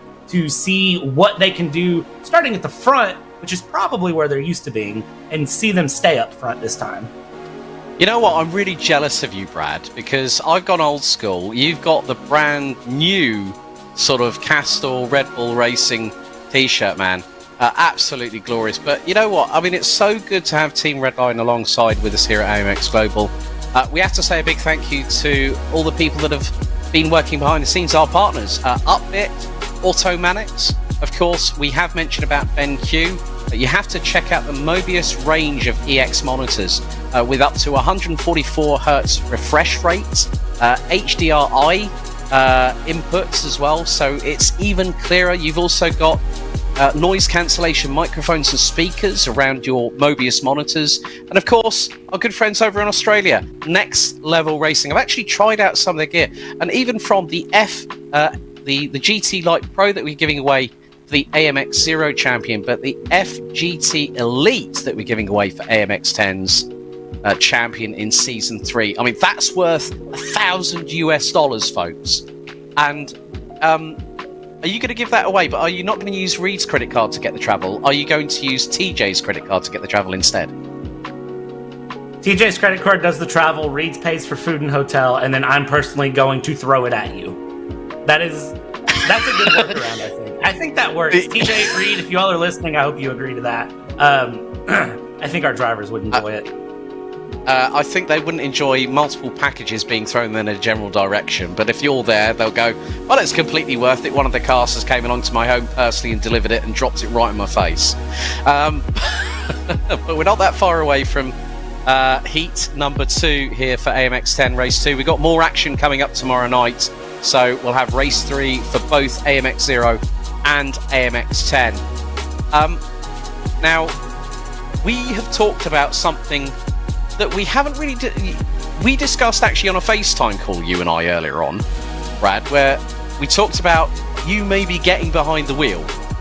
Is that going to happen on AMX Global Season 3? Please say it will happen. It will probably happen. Let's say that. Let's just say there's some good races coming up of the left-hand only variety that I'm keeping my eyes on. I know during Season 2 we had some NASCAR days that were just dedicated NASCAR. Let's just say that I like to keep my eyes on the left-hand turns. I've got some new sim racing gear that I want to try out myself. I might have to upgrade to a next level racing sim rig before I do it. But hey, you'll catch me on track at least once. Well, that's the main thing. So that means more than likely when you say probably, that's a 50-50 in my book. If you said maybe, it'd be more like 90-10. But the warm-up has been completed, and we have another full reverse grid race, folks, for race 2 of AMX 10. 7 laps, that's 15 minutes. If the first race was anything to go by here, Brad, it's anybody's guess what's going to happen, isn't it?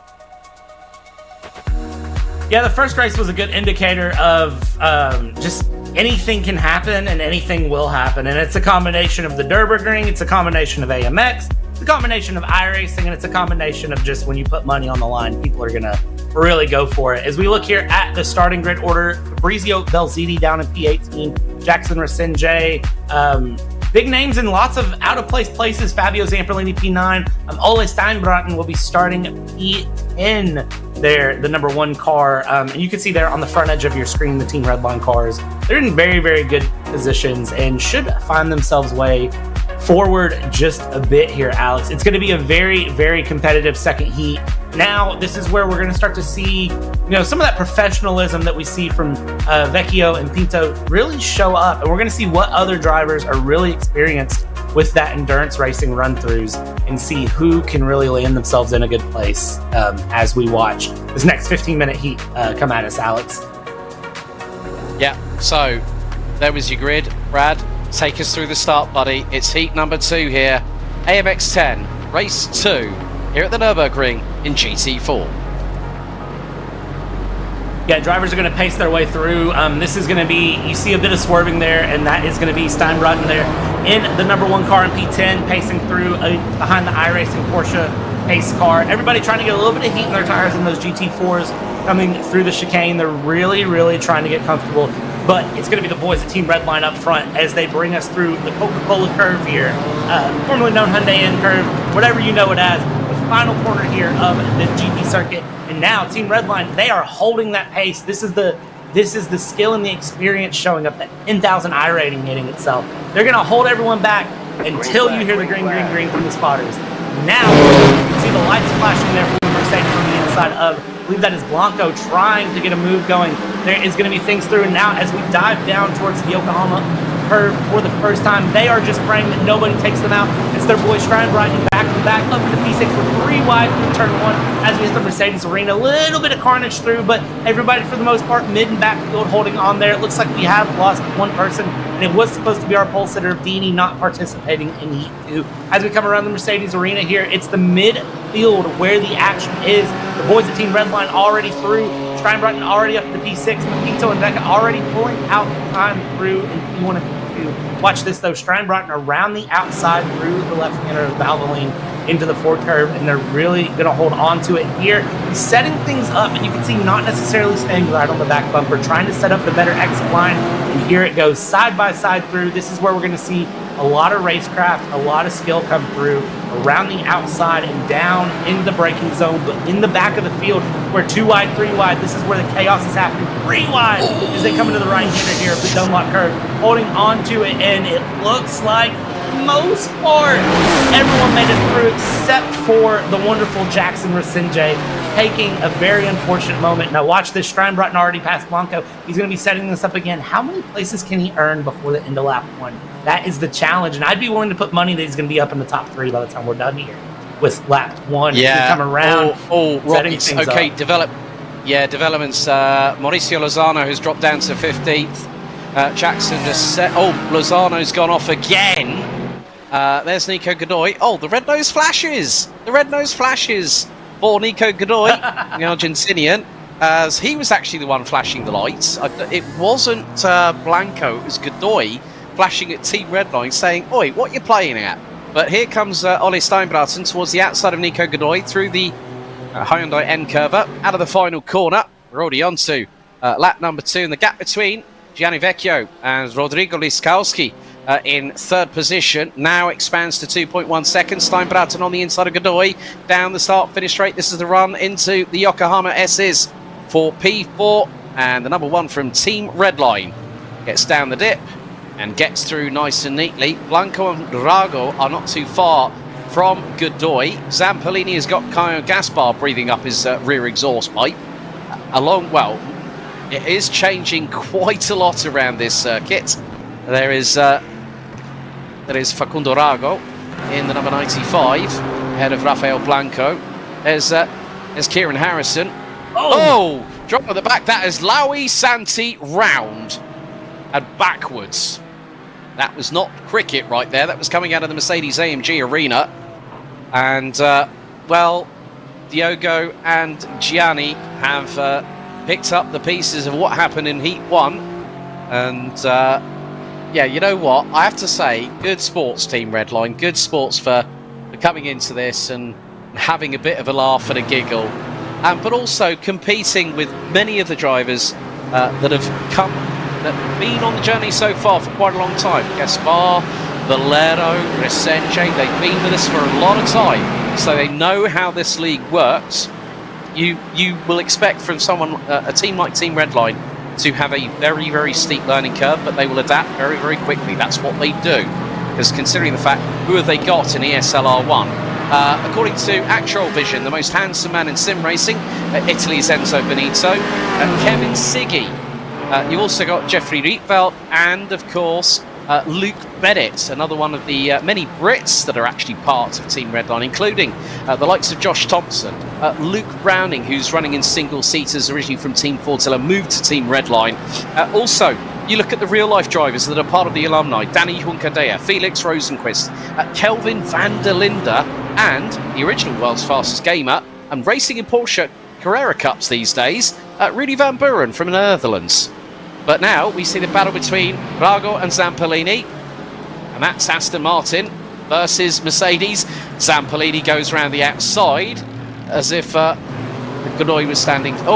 What's happened there to Facundo Rago? Not too sure what that might have been. Could that have been a slowdown, possibly? It possibly could have, with the way he cut into turn 1 there. He was really trying to hold on to things, and it seemed like it was just pulled to the outside and stopped. I don't know if maybe it was just hit that turn wrong, lost the back end, it didn't want to take anyone else out. I'm not sure exactly what happened there, but pulling through.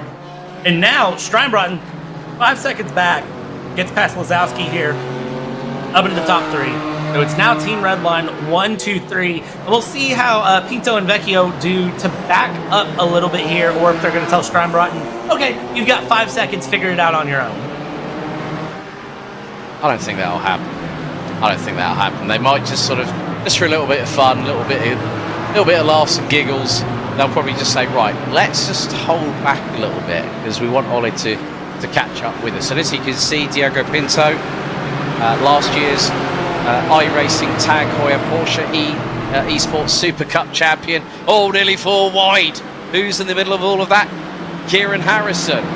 You've got the likes of Zampolini, Gaspar, Godoy. Harrison round the outside. Round the outside there? That is ridiculous. Kieran Harrison, you've arrived in AMX Global by taking the wind out of the sails of a certain Alex Goldschmidt.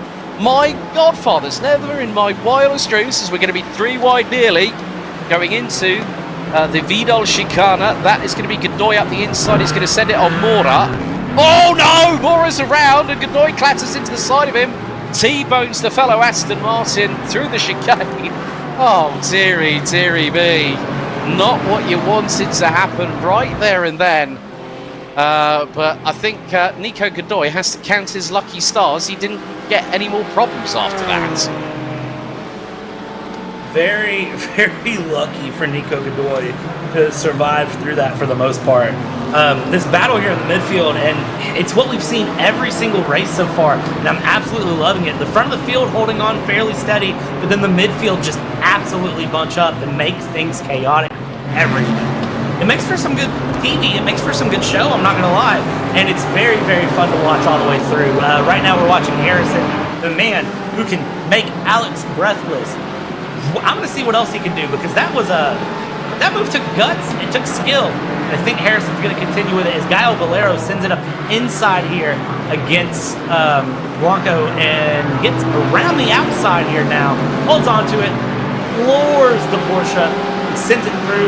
And now watch this. You've got the 2 Mercedes of Belzini and Narago behind, just watching this battle, seeing if they can't get in on the mix as well, because the pass is still not done. Valero loses it out there against Blanco. So Blanco will now continue in P8. But watch this battle right here from P5 with Fabio and Zampolini. Fabulous Fabio.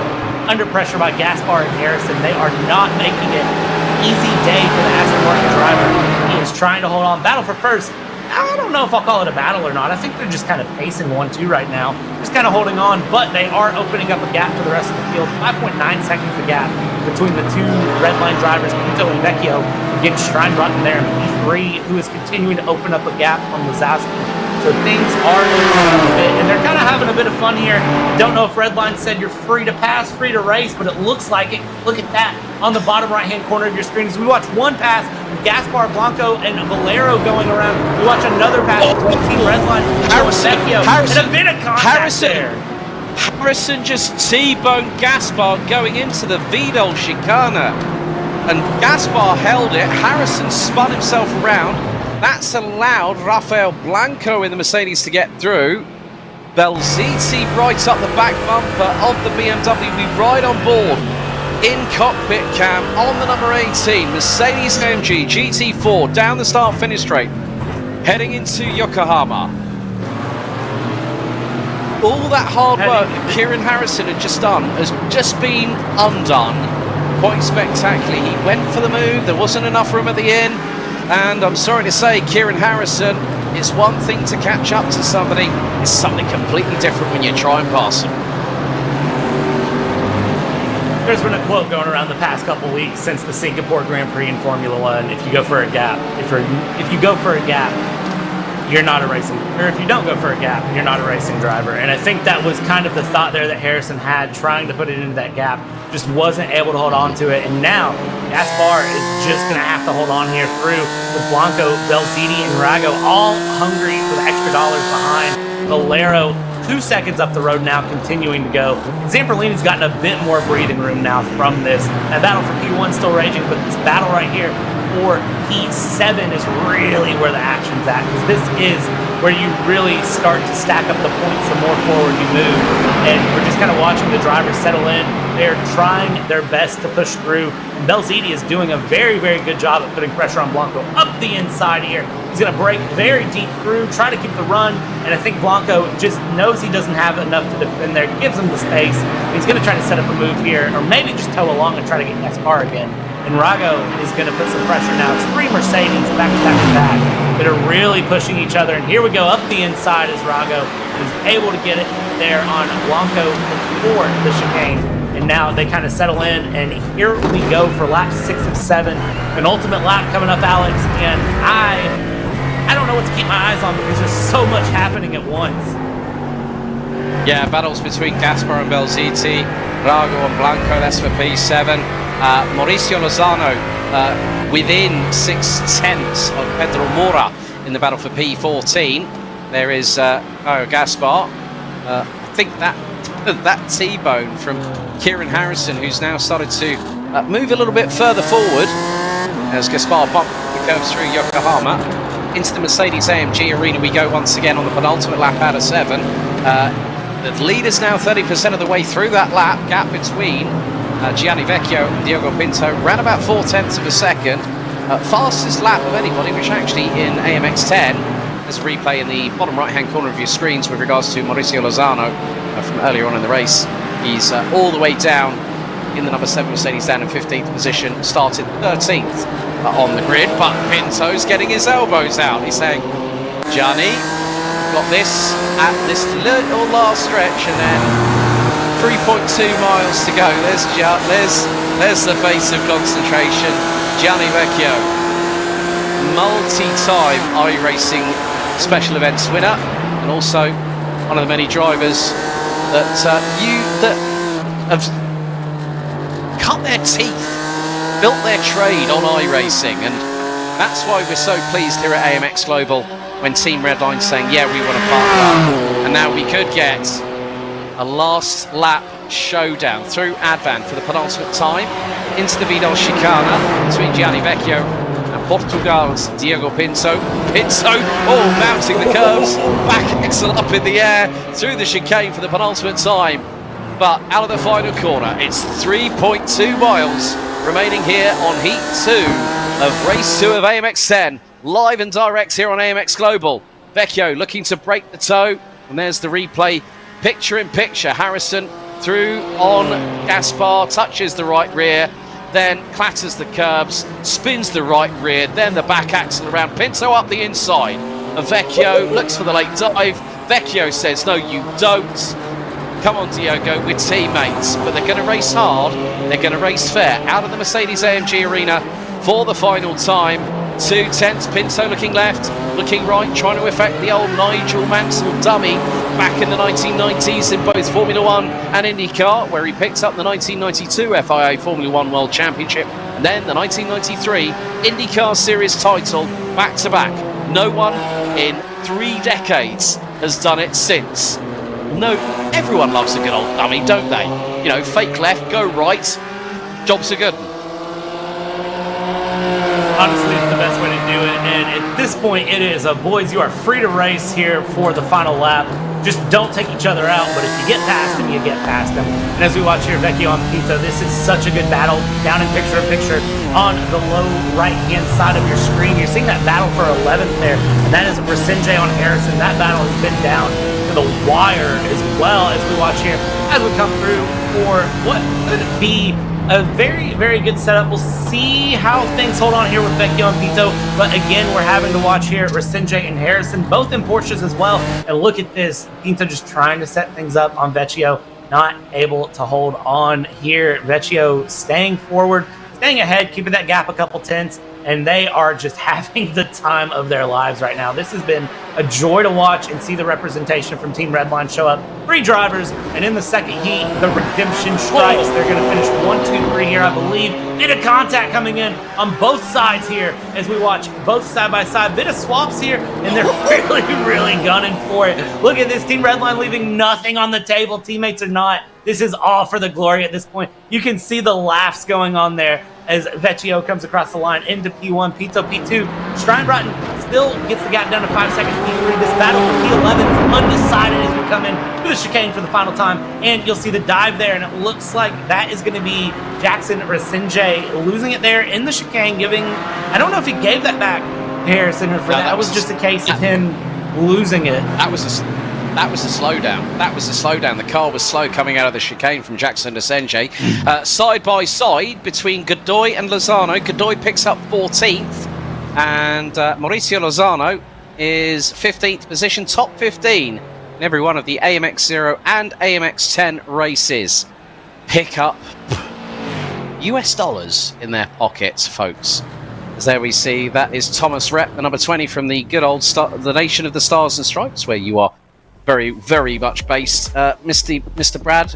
But that is it. That is what has been two absolutely fantastic, chaotic races in GT4s here at the Nürburgring. Let's take a look through at the results here. There is your BENQ session winner.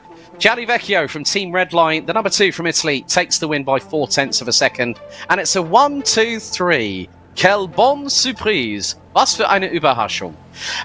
Bringing my German into effect there, folks. I had to do it. I am virtually on home turf, but we'll be there in a couple of weeks' time, actually in person for those going to the ADAC Sim Racing Expo in Dortmund on the 13th to the 15th of October. Diogo Pinto and Ollie Steinbratzen make it a 1-2-3 for Team Redline. Rodrigo Liskowski taking 4th ahead of Fabio Zampolini, Gael Valero, Caio Gaspar, Fabrizio Belziti, Facundo Rago, and also Rafael Blanco running at the top 10. Kieran Harrison, Jackson Resenje, Pedro Mora, Nico Godoy, Mauricio Lozano, Laui Santi, Thomas Rep running at the 17th finished. William Dini unfortunately not able to take part in that race, but that concludes race 2 of AMX 10 here on AMX Global. You know what, Brad? It's great to have the boys at Redline. I can't wait to see who they bring along next time. You are hoping that we could have a man that tomorrow could make a bit of racing history for Red Bull, becoming the first driver since Sebastian Vettel to eclipse 2 Formula 1 world titles in Japan just tomorrow. I know if you're going to be watching it, it's going to be middle of the night. For me, it's going to be about 6 o'clock in the morning. But I think Gianni, Diogo and Ole got the AMX. Hello and welcome and join the fun. They've been laughing their socks off, haven't they? Yeah, that was a very, very, very warm introduction that we gave them. I don't think it could have been much more of a process there to really see that for them, because that was very AMX of it. That's the best way to phrase it. It's very AMX. You know action's going to happen, and of course it's going to be the big names that get the big, hello, nice to see you, here you go, have fun, through.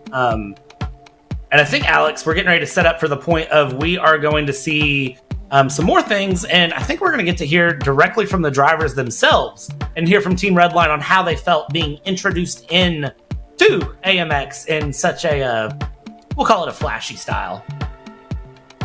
Yeah, very, very true. But also, it's the first time we're actually having interviews done here on AMX Global for Season 3. So we are waiting for some of the drivers. Hopefully, we're going to speak to some of the guys.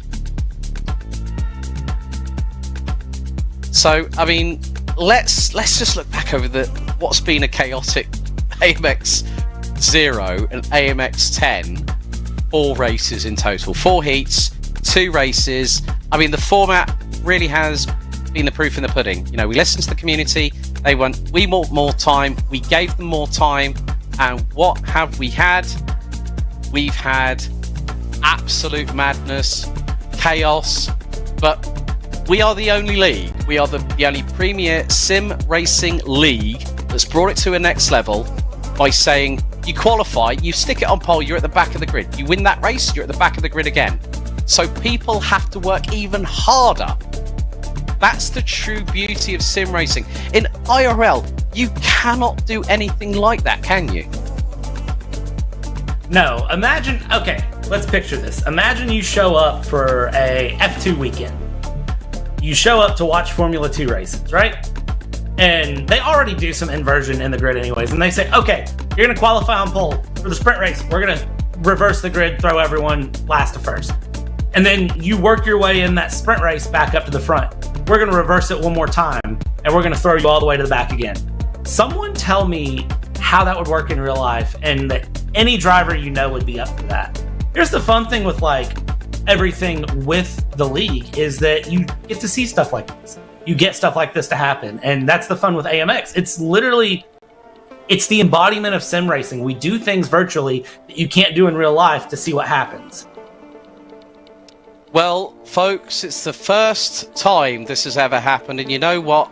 We've got one of Team Redline's drivers that have joined us tonight.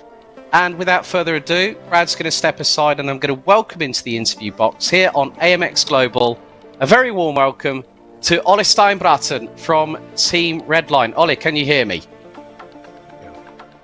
That was definitely a very, very big old welcome for you guys at Redline to join us at AMX Global.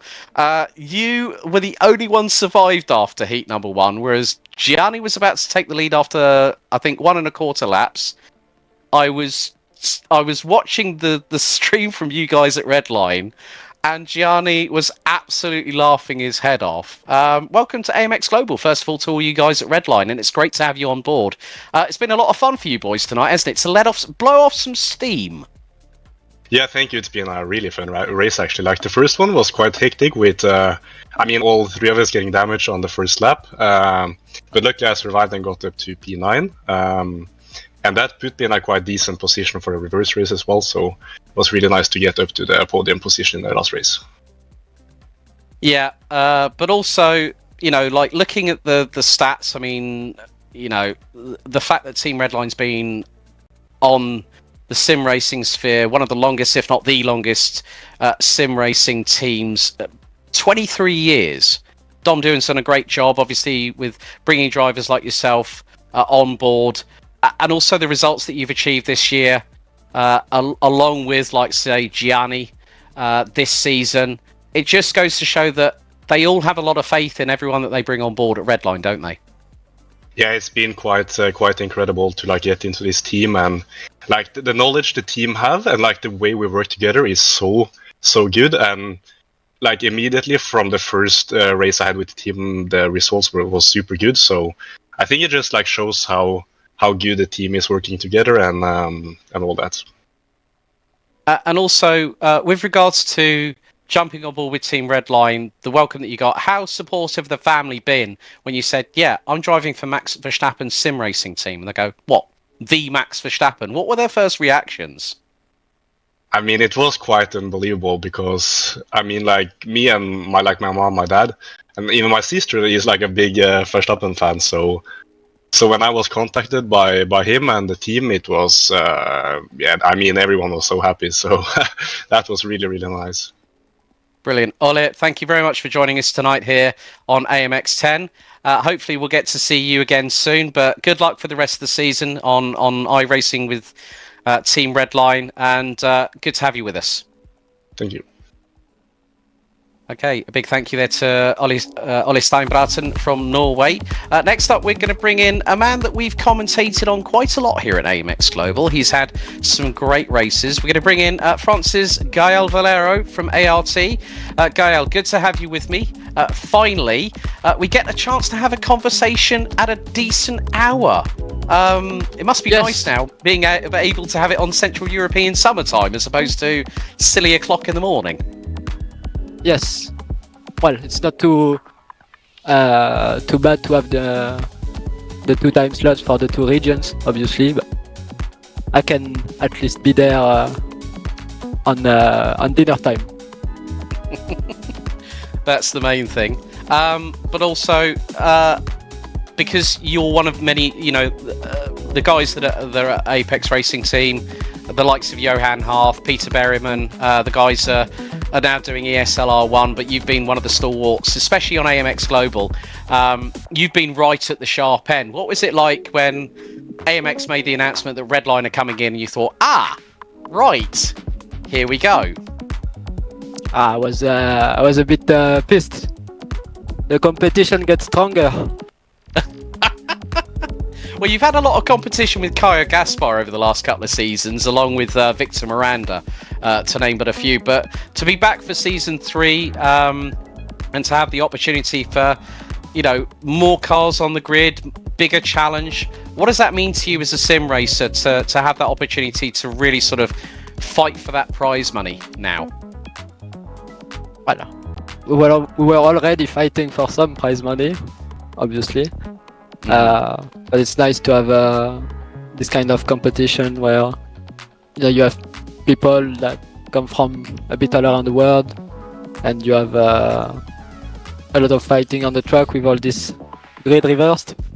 So you have to manage a bit.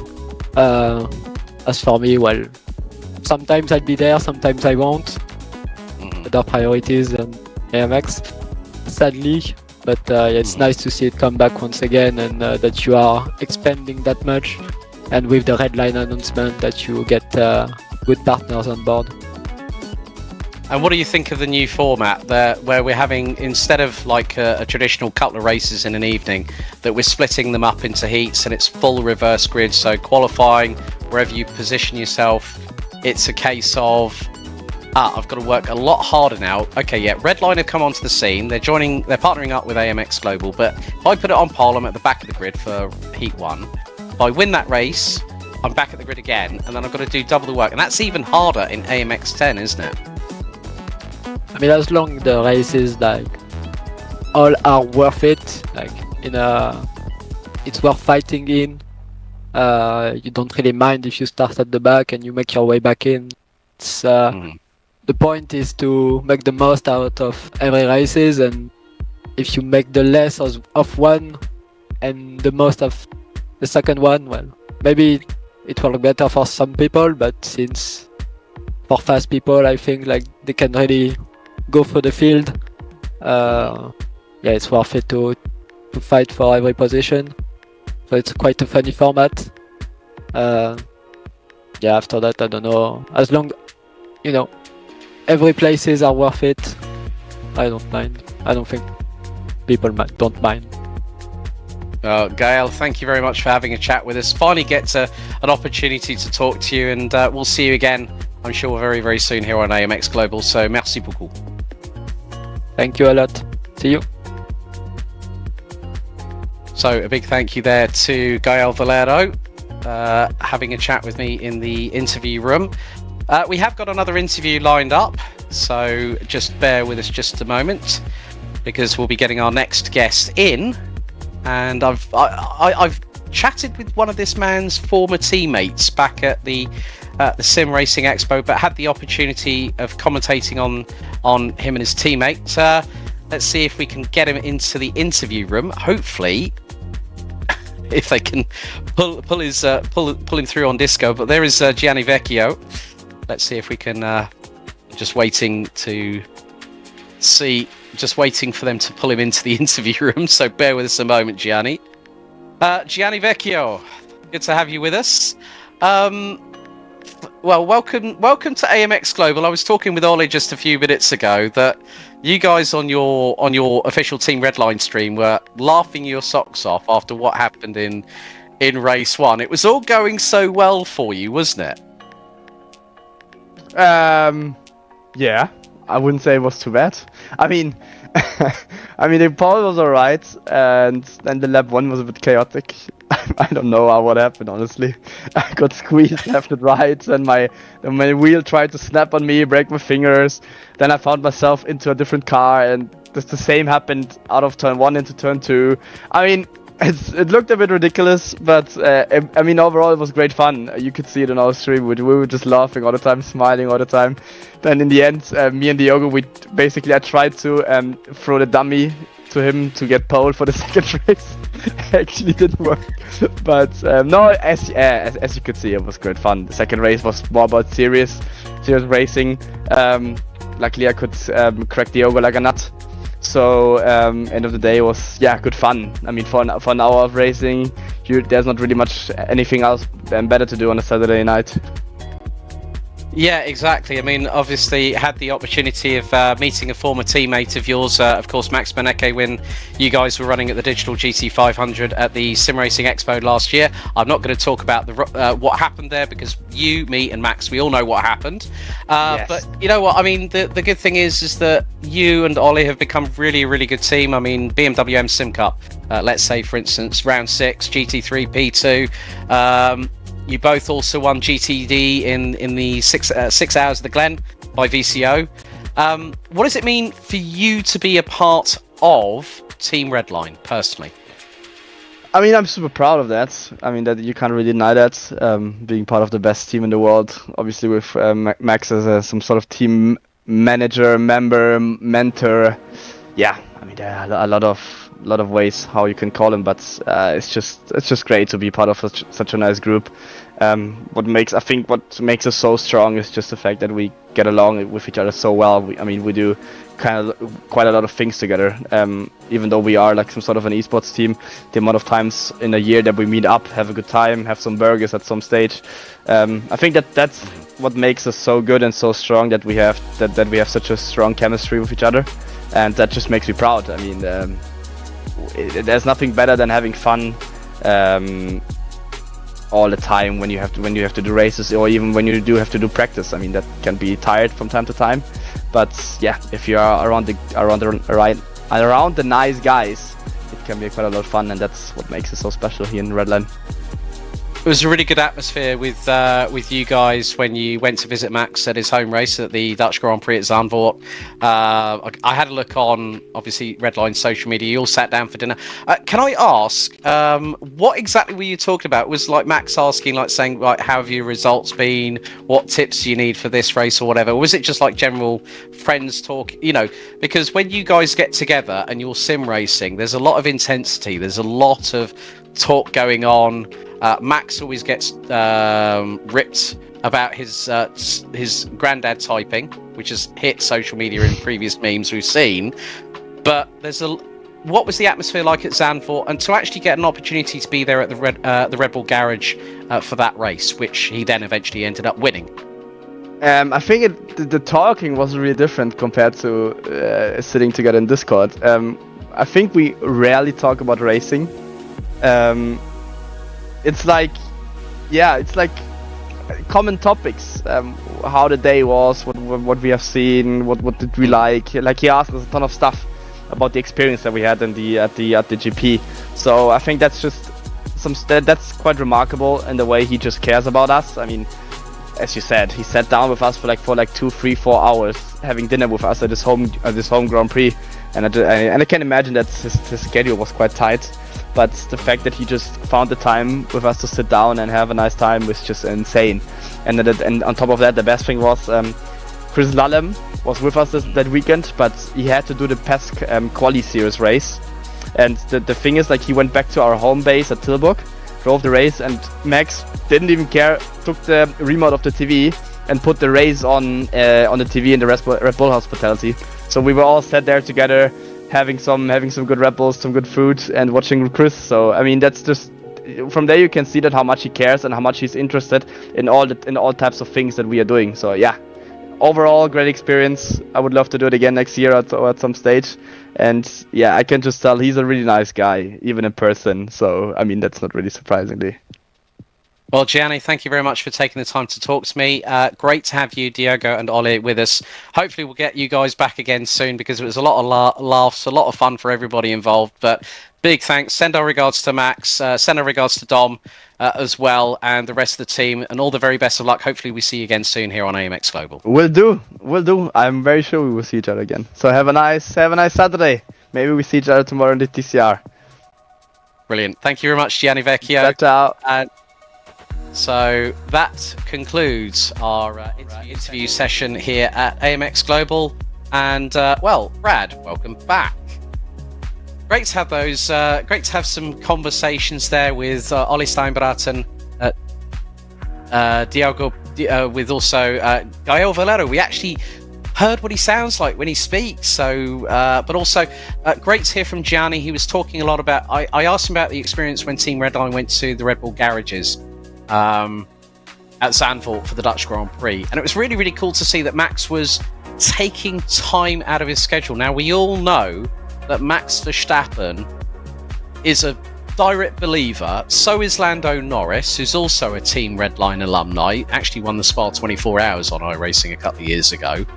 Sim racing showcases that you might be the man who's at the front end of the field, the man who's the leading light in Formula One, but he will still put the wheel time in behind a sim rig and to be part of the biggest powerhouse without question, Team Redline, and to have his stamp, because for those that don't know, Team Redline is also associated with Verstappen.com Racing, which is Max's own brand. That's why for us here at AMX Global, it means a hell of a lot to us, which is why myself and Brad have brought out retro and new school Red Bull here for this weekend, because it is also a Grand Prix weekend as well, isn't it? It is. I'm probably going to nap after this race because the fun of the Asian swing of the F1 weekend is 1 a.m. Green flag. So it's I've got into sim racing through Formula One. I grew up watching NASCAR and then went to college, didn't watch racing for a while, got back into Formula One, and actually through Formula One and cruising some forums, found my way back into racing leagues. And then from there, I've commentated for a league. And then the guys at AMX reached out to me one day and said, hey, we're looking for people to commentate. And it's a weird full circle moment for me that, is something, again, AMX Premier Sim Racing League can bring to the table. But it's really, really nice to be back. Kind of see the support that sim racing gets. When you think about it, the world champion, Max Verstappen, Verstappen.com, supports sim racing, takes time to eat with the drivers, talk to the drivers, bring them along on an F1 weekend. I mean, that speaks to the levels that sim racing has in the real world. And especially, because he spends a lot of his time, I can think of multiple moments that have went around on social media of Max giving his honest feedback on different sim racing titles. Those sim racing titles listen and they say, oh, okay, this needs to change, and they do that based on a real life driver's feedback on how their sim feels compared to real life. Mm-hmm. It just shows that we're at this weird time, especially with the past few years, where sim racing and real life racing are overlapping, and it becomes very imperative that you're in tune on both. Yeah, that's very, very true, because before the global pandemic, folks, where we were all confined to quarters as in our own homes, sim racing became that powerhouse that kept us all together. It really has gone up that paradigm shift, if you want to use John Moxley from AEW for a professional wrestling reference. That's his finishing move, but it has been a paradigm shift. But if you want to be involved with the premier, top tier, next level sim racing league, you've got to join us at amxrace.com. That's our official website. Big thank you, as always, to Upbit, to Next Level Racing, our Australian simulator specialists that are providing 2 fantastic prizes for the AMX 0 and the AMX 10 champions. Big thank you to them. Those prizes are in excess of $1,500 US combined. Someone's going to be lucky and pick up one of those sim rigs. Big thank you to BENQ with their range of high definition quality gaming monitors. Check out their Mobius range, the EX models with up to 144 Hertz refresh rate, and of course AUTOMANIX. Without them, that's the big pillar behind us here at AMX Global. Head to amxrace.com for further information. Sign-ups are carrying on at a rolling pace. Don't forget to hit us up on socials. You'll see everything all the way from Instagram right the way through to TikTok. Tomorrow night, join us for race day 3 out of 36. We've got the Ray Formula Ford 1600 and the front-wheel drive touring car that everybody loves. It's TCR. What's more, you're going to see another familiar face returning for Season 3 behind the caster, microphone and camera. On behalf of Brad, my name's Alex. Big thanks to the team in Korea for the broadcast as always. We'll see you tomorrow for day 3. Goodbye.